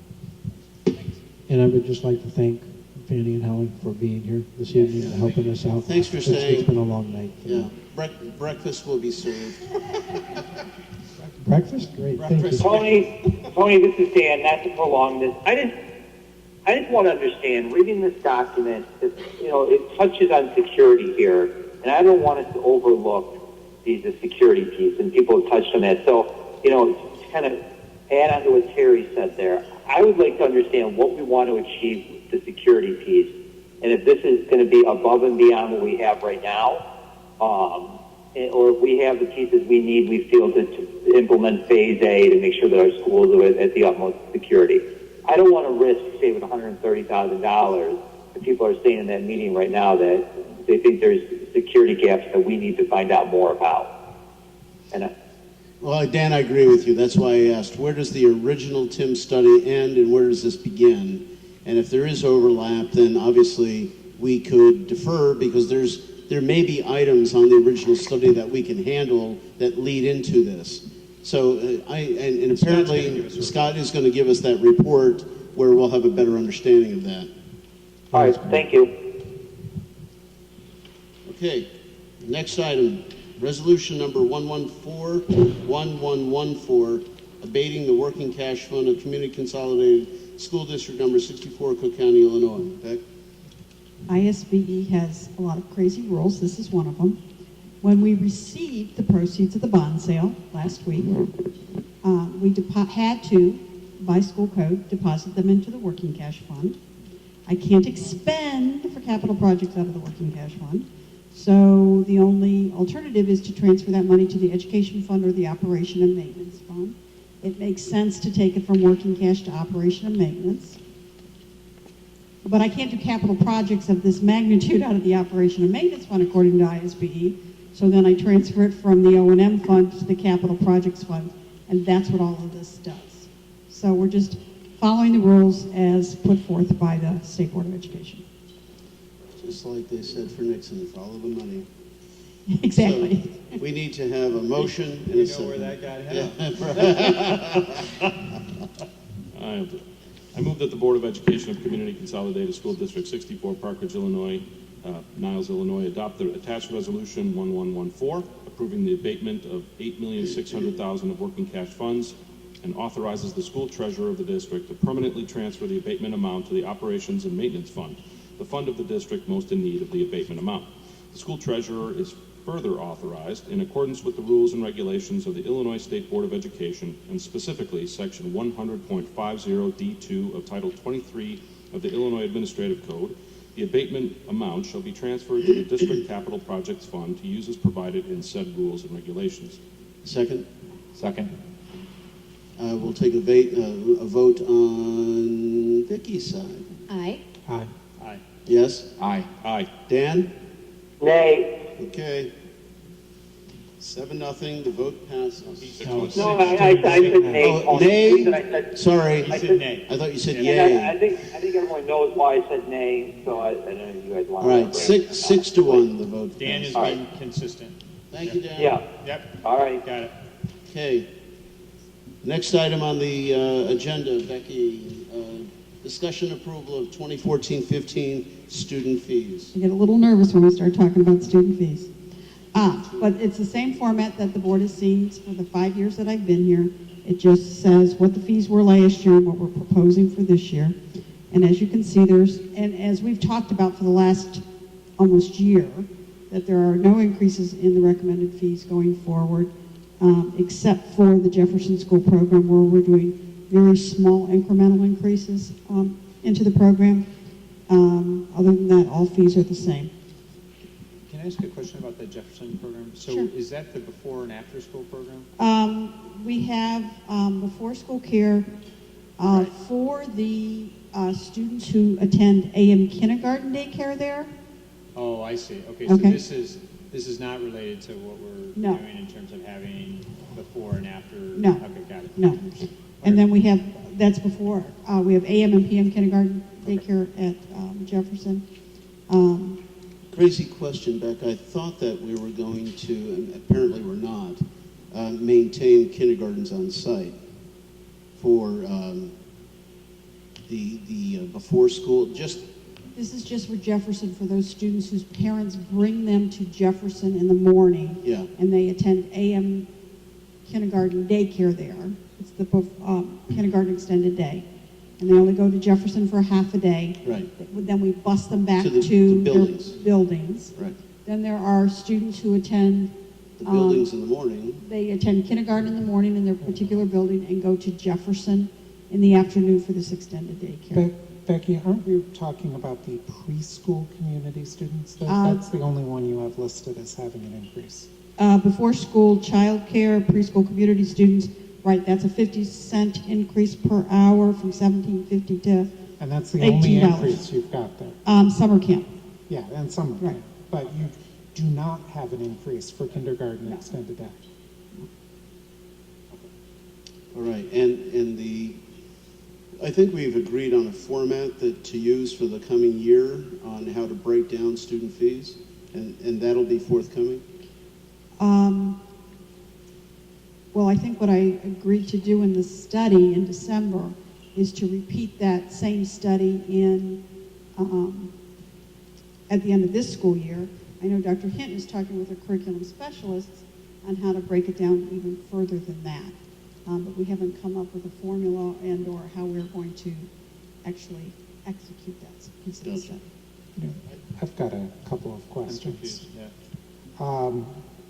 Well, actually, you guys ask your questions first, because mine are not related I directly to the recall we breaking had down. something that was a basic pie chart that said roughly this percentage of money went to here, roughly this percentage went there. Not necessarily individual, but how it went out, and we said, yeah, that's a nice format. The next bill should look like that. It was And I something thought along we those were, lines. yeah, I thought when we got to this stage, we were gonna have it broken out that way. Right. It said the broad categories of what each of the $84 would be, right and- cover. That's what I thought we were. There was two options presented to us, to have the laundry list, which I'm for, or to have the broad categories, which would be... Yeah, and I thought we landed on the broad category. Right, so out of your $227, $80 went to textbook stuff, $20 went to here. It was a general. You are correct. When we do the billings, that's going to be a part of the billing, but we haven't gotten that far to break down those particular costs. So in a kindergarten, what are the the categories of how we spend money And when in you grades bill, 1 through when 5. you bill the parents, it will be broken out. When the With dollar parents go in, it's my understanding, and Bernadette or Terry, please help if I say this wrong. When we do the InfoSnap registration process and they go through there to pay their fees, when that billing comes up, those graphs are going to be there. Gotcha. Just have one piece to clarify with the board, because I'm not certain where we landed with this specifically, but was it the board's intent for us to simply use the pie graphs to represent the categories of items, or to specifically connect those categories to itemized pieces? Because our people are saying, well, can you tell me specifically what the list looks like of things that we purchase? And to be fair, from a curriculum perspective, those things shift from year to year, and it becomes challenging to generate a list like that each year. Without it in front of me, it's challenging to remember precisely, but I do recall we settled on a middle ground, which was Generalities. a generality of the $227.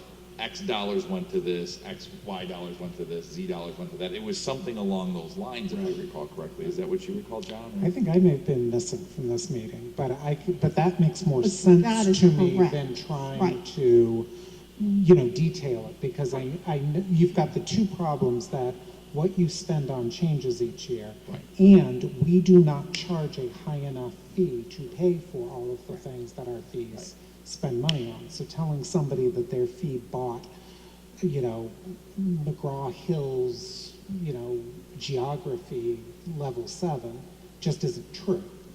But, you could probably say approximately $80 of this is used for textbooks each year. Scott, I think you're correct. We settled on the graphs, but those graphs in December didn't represent current information. It was the graphs based upon that 09 study that was done. I just wanted to clarify that. So, the idea was in the bill, people would have a general sense of, I just gave you $200, and roughly it went this way. Yeah. And that was where we said, that's a nice compromise, at least to get us to wherever we might be. And Bernadette just corrected me, it's not going to be embedded in the invoice within InfoSnap. When we send every parent their InfoSnap number to get in there, it's going to be embedded in that email that we send them. Or that, so they're going to get it, it's just a different place that they're getting it. Now, I've got one question on this particular motion, and that is, it's our usual custom to put something up for discussion and then vote on it at the next meeting. Why are we getting the proposal for the first time and being asked to vote on it at the same meeting? The original plan, if you look at past agendas, said for discussion tonight and approval in April. But because of the Jefferson program and the necessity to print materials for their registration process, we were requested for the discussion and the action item to be. I sort of feel like we did talk about this, right? You might have been missing. We have talked about it multiple times. We did talk about fees quite a bit in 2 meetings ago, right? And did we talk about the general idea that they would stay the same? Yes. Yes. Yeah. Okay. All right. All right, that being said, this is an action item, so I'll need to have a motion and a second. I move that the Board of Education, Community Consolidated School District 64, Park Ridge, Niles, Illinois, approve 2014-15 student fees presented in the attached worksheet. Second? Second. And we'll start on Dan Collins' side. Dan? Sorry, guys, I didn't get myself off mute there. Aye. Dathan? Aye. Aye. Yes. Aye. Aye. Aye. Now that one was 7-0. Okay.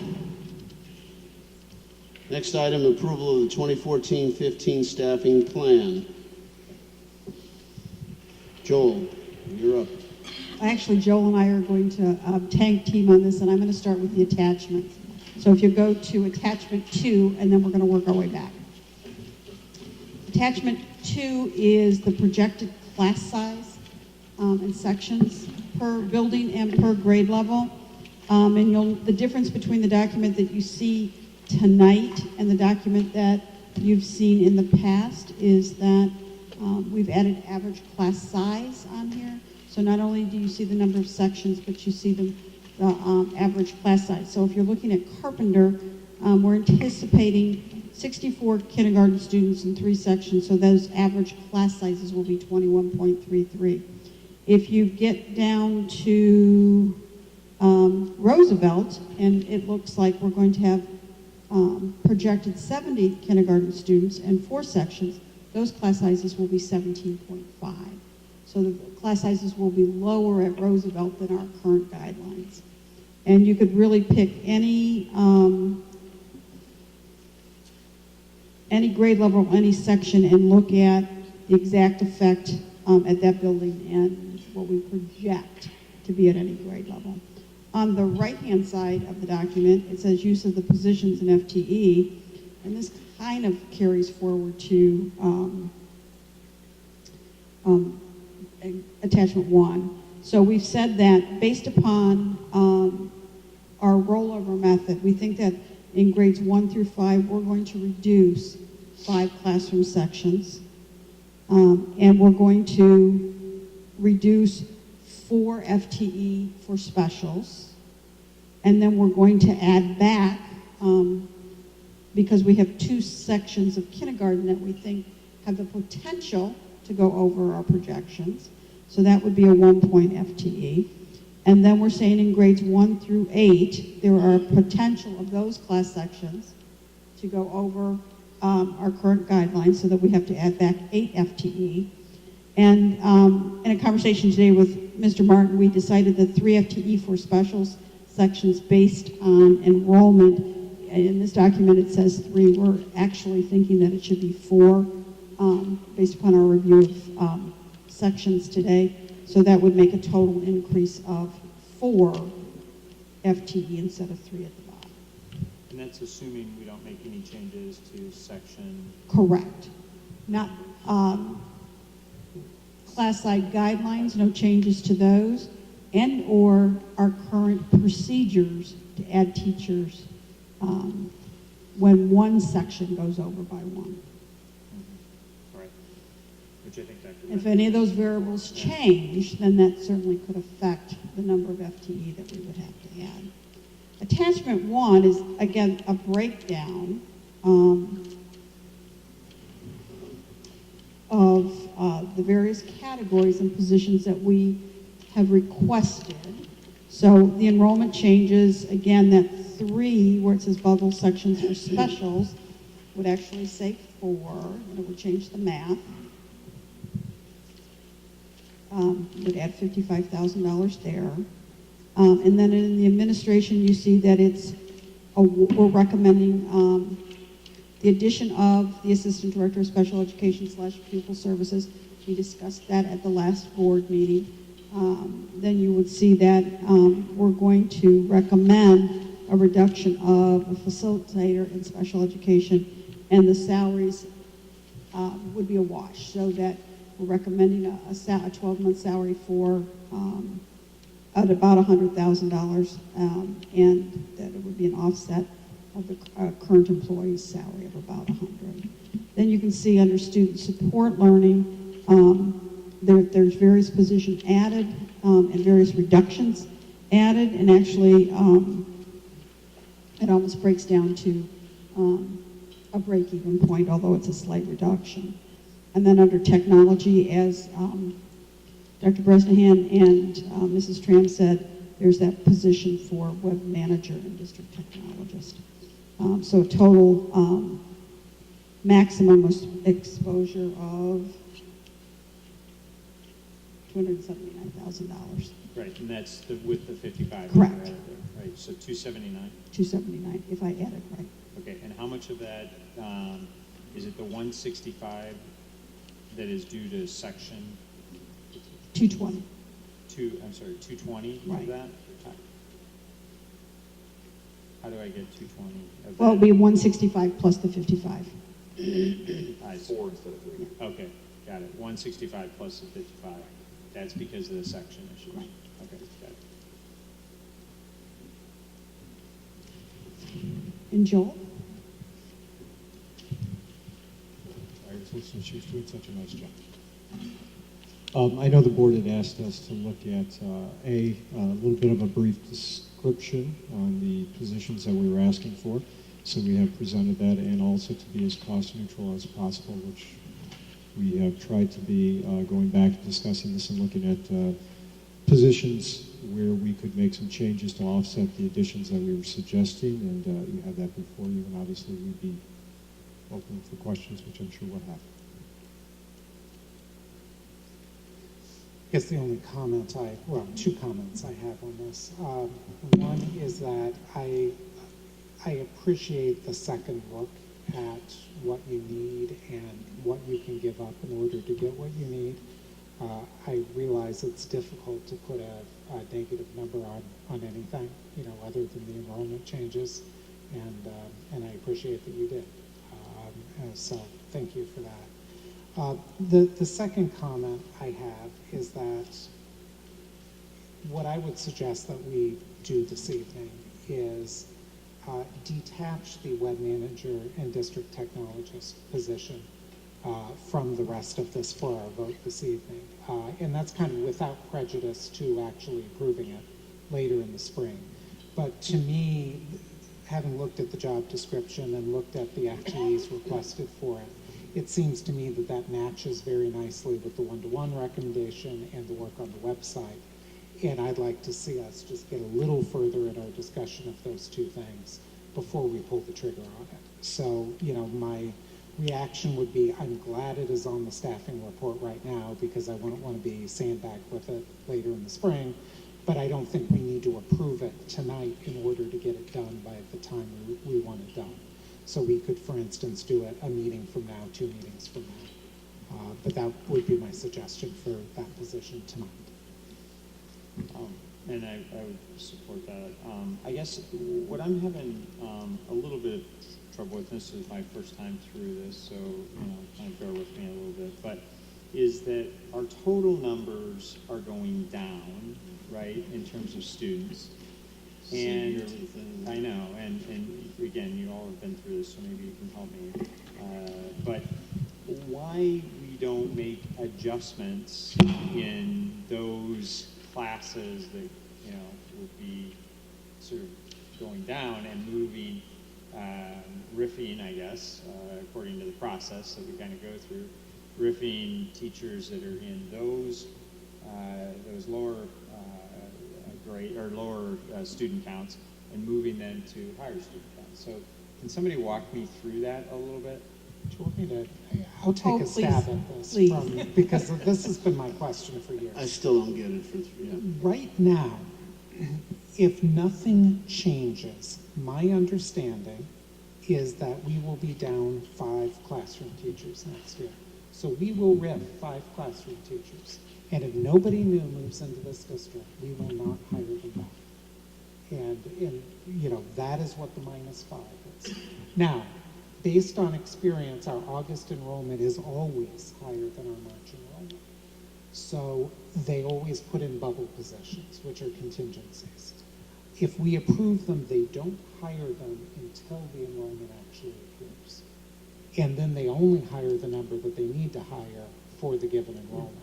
So if, for instance, this carpenter class in kindergarten gets a couple more kids, then they'll hire that one person, but they won't hire anybody else.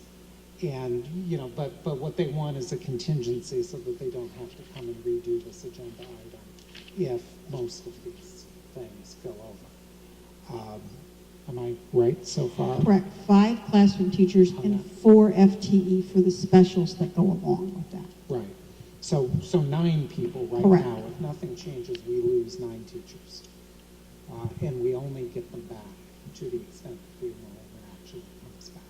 So I think that's how I would explain that. So is it fair to say that the expectation then would be that this will be budget neutral in terms of last year to this year, assuming that enrollment is the same? I mean, is that another way to sort of think about it? But we're sort of giving, to John's point, giving leeway so that you don't have to come back and ask for permission. Correct. Based on the current standard, Right, of bumping, When when there's all numbers are one. considered, bumping, it goes up, when only one section goes over, then you add. And we've talked based on about that. for years, do we want to provide some leeway to administration where you got to bump up 2 before you add a class, or 3, you know, so that, or every class in this section, all kindergarten's got to go over by 1 and then we add 1 or whatever. And every year we talk about, we need to talk about that. And when do we have that conversation? And we don't have that conversation and we never get to the conclusion, and I think the administration would appreciate it, and I think it would drive these numbers down, and there needs to, in my opinion, there needs to be some flexibility on administration's account to say, look, we're handcuffing them by saying it's a hard-written policy, because then every parent can come in and say, I can prove to you there's 1 more student in there, let's go count them, and now you need to hire a teacher. Maybe that classroom's okay to wait, There's nothing PRA-wise or contract-wise that says that we can't do that. I'll give a short answer to that the administrators might quibble with. No, there's nothing that stops us from doing that. So, yeah, and I guess as I looked at the other positions that were the asks, right, I saw this as a way to fund the asks, right? Because it was a little difficult for me to kind of say, oh, okay, it's okay to go ahead and add, and it's not as much as I thought it was, but add roughly, $70,000, $80,000, right? Is what we're talking about. Add that when, we have a mechanism here that we could actually fund those things without having to increase the budget. Now, we did do an exercise that said if every section had to be 1 over, so if every class would have to be at 22 instead of just 1 being at 22, all those bubbles go away. All of those go away. Yes. But we have a community that is firmly understanding that we have a certain policy and acts upon that. So, and I'm not saying we can't change it. What I'm saying is, don't be surprised when It's a guideline. Right. It's a guideline. It's a guideline, not a policy. Yeah, I mean, what I would suggest is if we're serious about changing it, I would get a recommendation from the administration on what you'd like to change. Yeah. And then I would take at least 2 board meetings to discuss it and make sure the community knows about it. And we'll see if they, back when I was first elected to the board, we would get people flying in, to say, certainly if they went over, they would expect the extra teacher, and often if they got close, they would come in and lobby the board to add the extra teacher anyway. So, if we live in the same world, then I would expect when we have this proposal to see people lined up at the podium, but who knows, maybe people don't care as much anymore. Well, this is Dan, and I think I expressed this in my last meeting when I spoke too. I am of the mindset that we stay firm with these. I think that class size is very important. I think it's one of the most important things to educating the children, and it's one of the reasons that people go to Park Ridge and they want their kids in these schools. They don't want to be in an environment where there's large classrooms, and you guys might not think there's a big deal having 1 or 2 more students in it. My opinion as one board member is that we hold firm to these rules. I'm not of the same opinion, Dan. I don't find, and I'm familiar with STAR reports, I'm familiar with some other reports that have been published that seemingly indicate that the addition of 1 extra child per room does not overall affect education to that great of a degree. But I certainly am not an expert in this area, and I would be willing to entertain a recommendation from administration toward that end. And I would just say I don't have a position. I would entertain any recommendation from administration on this, and I might or might not agree with it. Yeah, I agree with that. I don't know the right answer. I would love to look at, I sound like a broken record, would love to look at the data.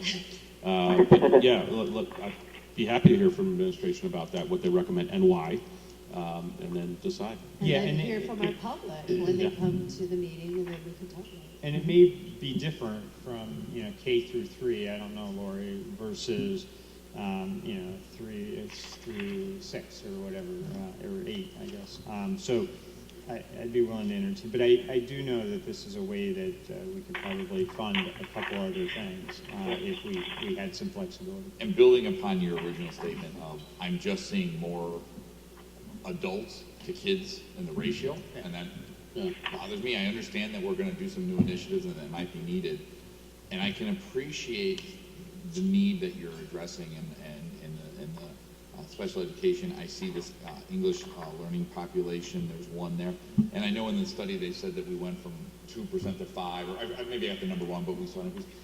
I don't know if 5% is a lot, and that means we should hire someone. I know it's an increase. I just don't know that that crossed the threshold that says where it is. And because I'm seeing that ratio grow, and I appreciate the paragraphs, but honestly, they didn't sell me that we need every one of these positions as an individual.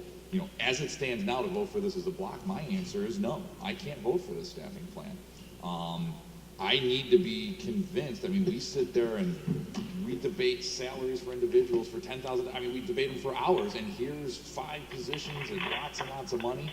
I need better understandings to get the additional, only because I think we've reached a point where I think there's enough grown-ups in our buildings right now. I need to understand this better. Now, I could be completely wrong, but I need more than what I've gotten to really. You know, that's a really good point, Scott. I think what would be helpful for me on this too is the number of teacher aides that are in each of these classes as well, each of these grade levels as well. Because I think, to your point, I think it feels like there's a lot of adults to student ratio, and if there are more in first grade or kindergarten, I don't know the ratios there, but I think it'd be helpful to really understand at the grade level what we have for teacher assistants as well. I guess I'd offer 2 thoughts. One is I would separate the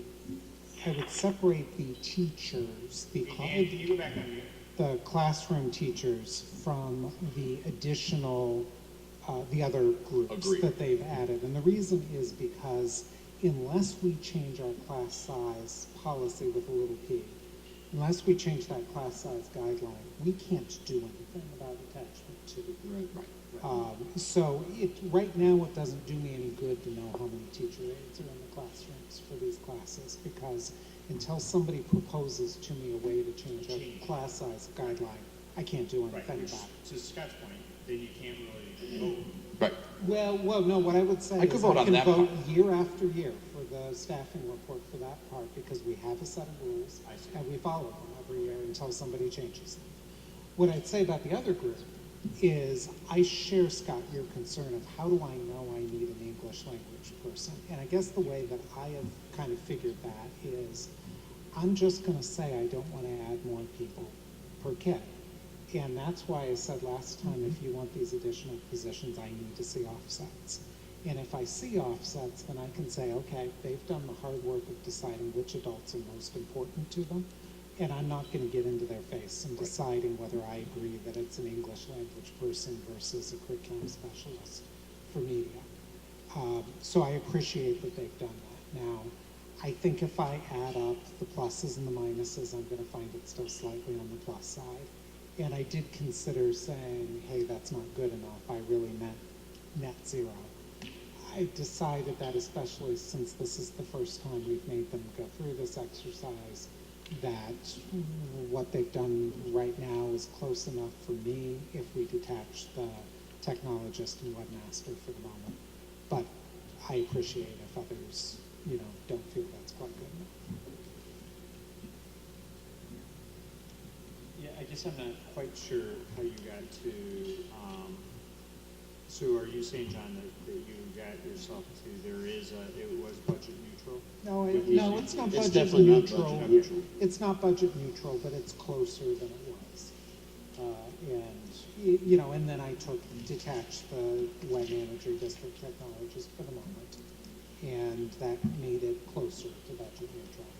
And, I decided that rather than vote no on it, that would be for me to vote. That's a good point, because I'm losing myself in the pluses and minuses here and netting it out because you added a fourth and we took off the webmaster. So it looks to me like, okay, if you take off the webmaster at 60 and you say that's 220 in teachers, we net zero in dollars. It's a plus 5.3 that I calculate. So I think For less students, for, Yeah. 70. So to your point, I see two issues.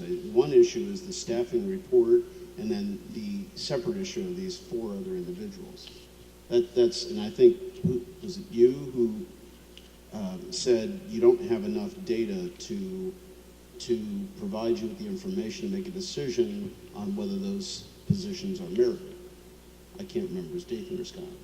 Yeah, I just simply said, like, for example, I didn't know whether that increase for English learning was enough to drive a standard district to say, yeah, we need to hire someone. That's a growth that's material. I don't know. And I just like to feel comfortable with that, again, in my fiduciary role. So what I would, again, I would detach the teachers because Yes. they are governed by so the 165 at the top, I don't think there's really, the 220, whatever it is, I don't think there's anything we can do about it right now unless somebody cares to change the class size guidelines. So I look at the rest of the sheet and only the rest of the sheet. I see 0 on the special education.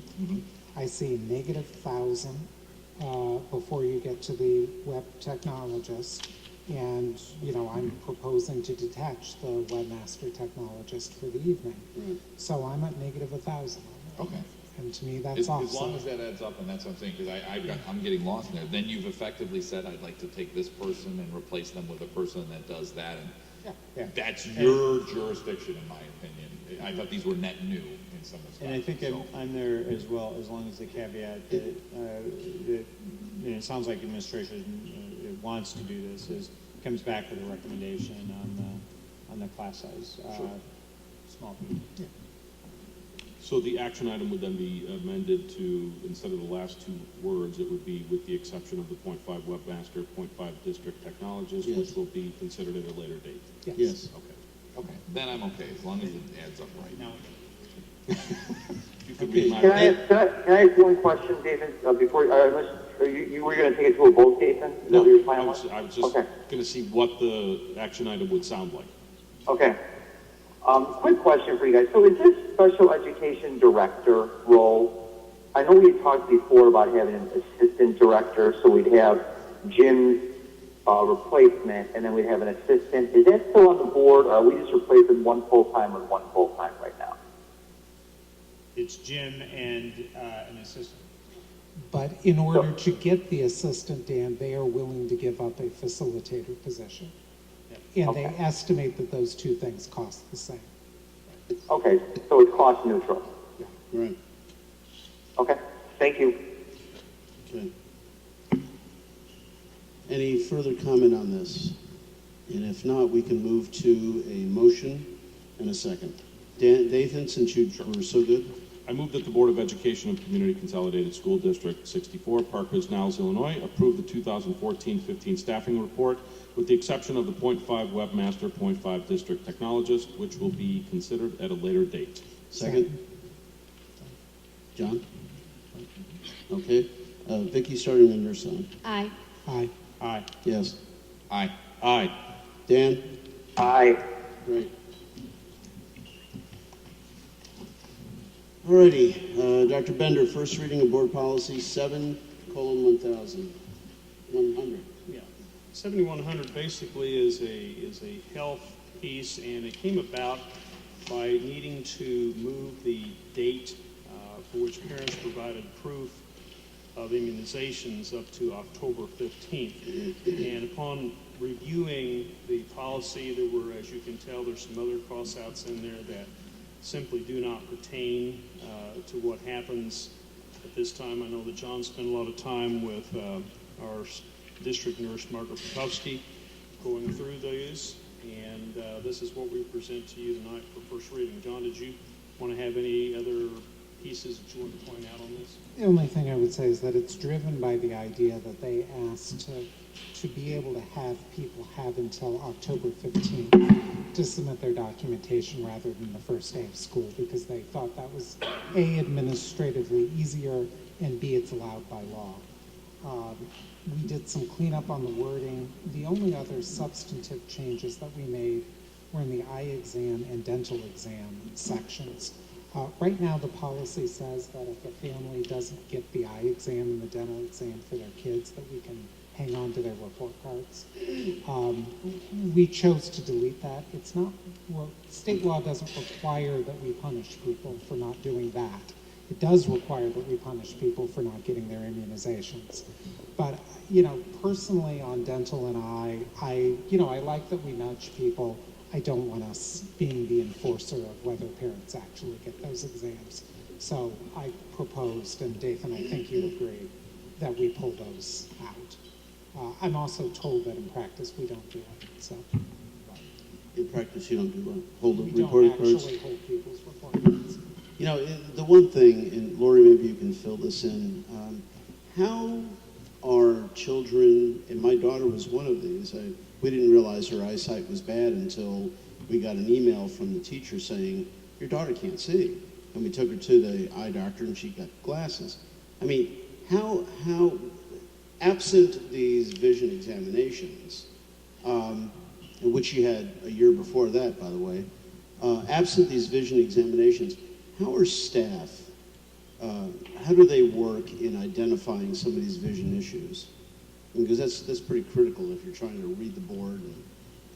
Well, I think certainly evidence that somebody's not making growth might indicate that, certainly one of the things that we look at first is, are you hearing everything clearly and are you seeing everything clearly? And we do go back and look at students' hearing and eye exams, but typically if we pull together a problem-solving team, that's one of the questions that gets asked.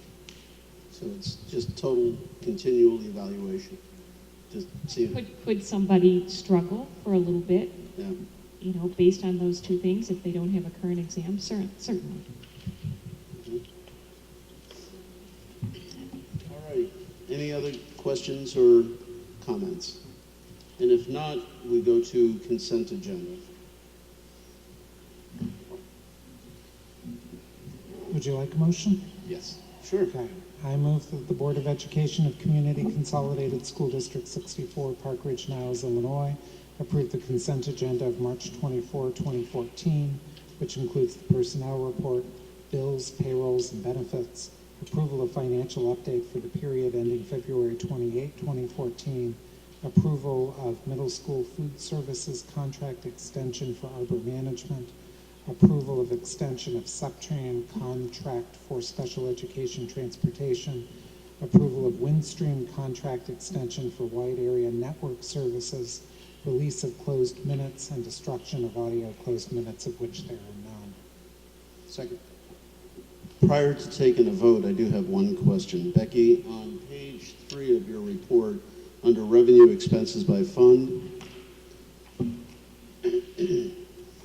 I can do a little summary for you. Percent of budget received, 60.8. Percent of budget expended, 60.8. Interesting corollary there. When I looked at the revenue budget versus the expense budget, we were expected to be about 1.7 million in the hole. Your expense budget was greater than the revenue budget, so we're in the red. When I look at the revenue over expenses, it's approximately 1 million down. So we have 60% expenses, 60% revenues, and all things being even, do you foresee us by the end of the year will be approximately where you stated, somewhere about 1.5 million in the red? I think we'll be very close to budget, except in the capital projects fund, because we didn't budget for a bond sale. So that revenues will be a little bit greater in that fund. So by the time you end June 30th, that will say that we have exceeded revenues. Revenues have exceeded expenses for this year. So I think we're going to be fine. As I project out to June 30th, we are tracking just at the levels that I thought we would. And I think that is more clearly stated on pages Because when I look at that, 5 and 6. I see we're tracking in the red. Well, if you look at 5 and 6, you can look at the exact areas that we're not tracking, or where we may be overexpended. It's getting late. I can't talk this late at night. And we're just starting to receive taxes for 2013 with the payments due on March 1st. So all in all, I am not worried. And I look at this monthly, probably every week, actually. Okay. All righty. So it's an action item, so Well, we already have a motion. we had the and second, and so let's take a vote. Dan? Aye. Dathan? Aye. Aye. Yes. Aye. Aye. Aye. Great. Couple of minutes. Anybody have any corrections to any of the minutes? No comments, no corrections. I'll take a motion in a second. I move that the Board of Education of Community Consolidated School District 64, Park Ridge-Niles, Illinois, approve the minutes from the regular board meeting on February 24, 2014, and the closed session minutes on February 24, 2014. Second. We'll take a vote starting on Vicky's side. Aye. Aye. Aye. Yes. Aye. Aye. Dan? Aye. Okay. Board member liaison report. I think we talked about sustainability at the last meeting, so there's no need for that. Insurance committee. Who's a member of that? Dan and I were there. I was not at the last one. Dan, I don't know if you...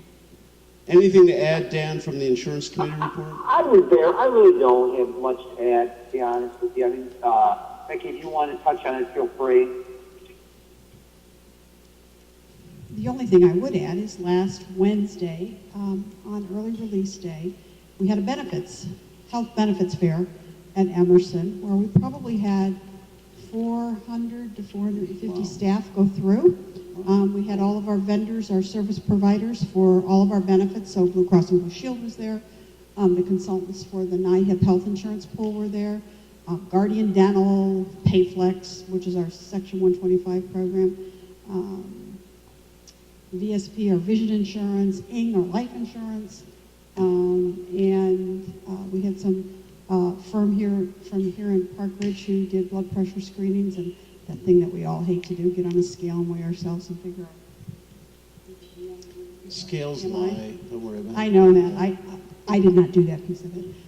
We had Whole Foods there that did some food demos, made milkshakes or healthy shakes for everybody, and had some of our annuity companies there. So and the feedback from staff for the emails I've received overwhelmingly appreciated the one-to-one contact with our service providers.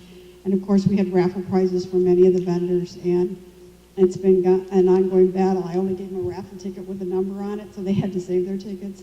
And how many people are still vying for a couple of the prizes that have been bought on claim. So huge success from my point of view.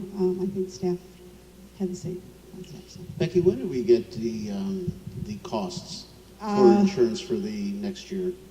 Preliminary renewal was 6.6 for the PPO plans and 3.7% for the HMO plan. We had a 2-year dental, 0% last year, and it could go up to 8% the second year, which would have been 4% a year. And I haven't had the dental renewal yet. Final renewal and information will be received sometime at the end of April, so the May board meeting. Those numbers are considerably lower than they have been in years past. Yes, they have. And all fees associated with the Affordable Care Act have been built into those prices. So, yeah, I was pleased with renewal, and it goes to, NIHIP is self-insurance, so it goes to our claims. You know, and, Good loss history when I looked at the last yeah, report. exactly.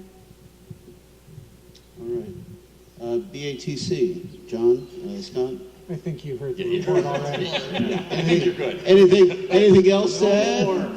The only thing I will say is, from the last meeting, I will say it's a very engaged, talkative group of folks. And Terry went through the survey results. She went through parts of what became her memo this evening, and actually got a lot of good feedback from the committee. So, you know, just as a liaison and caring about how well these committees function, it's a pretty well functioning group of people.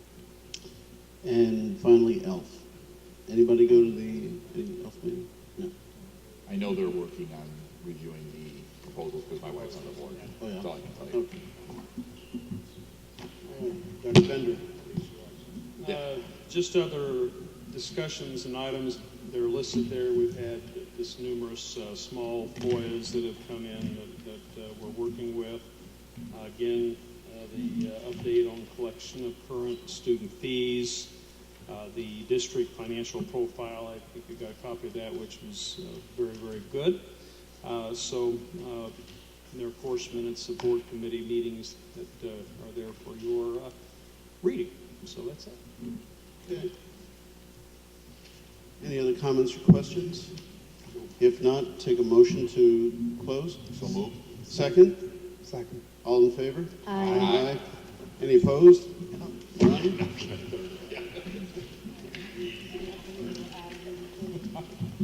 It's not good.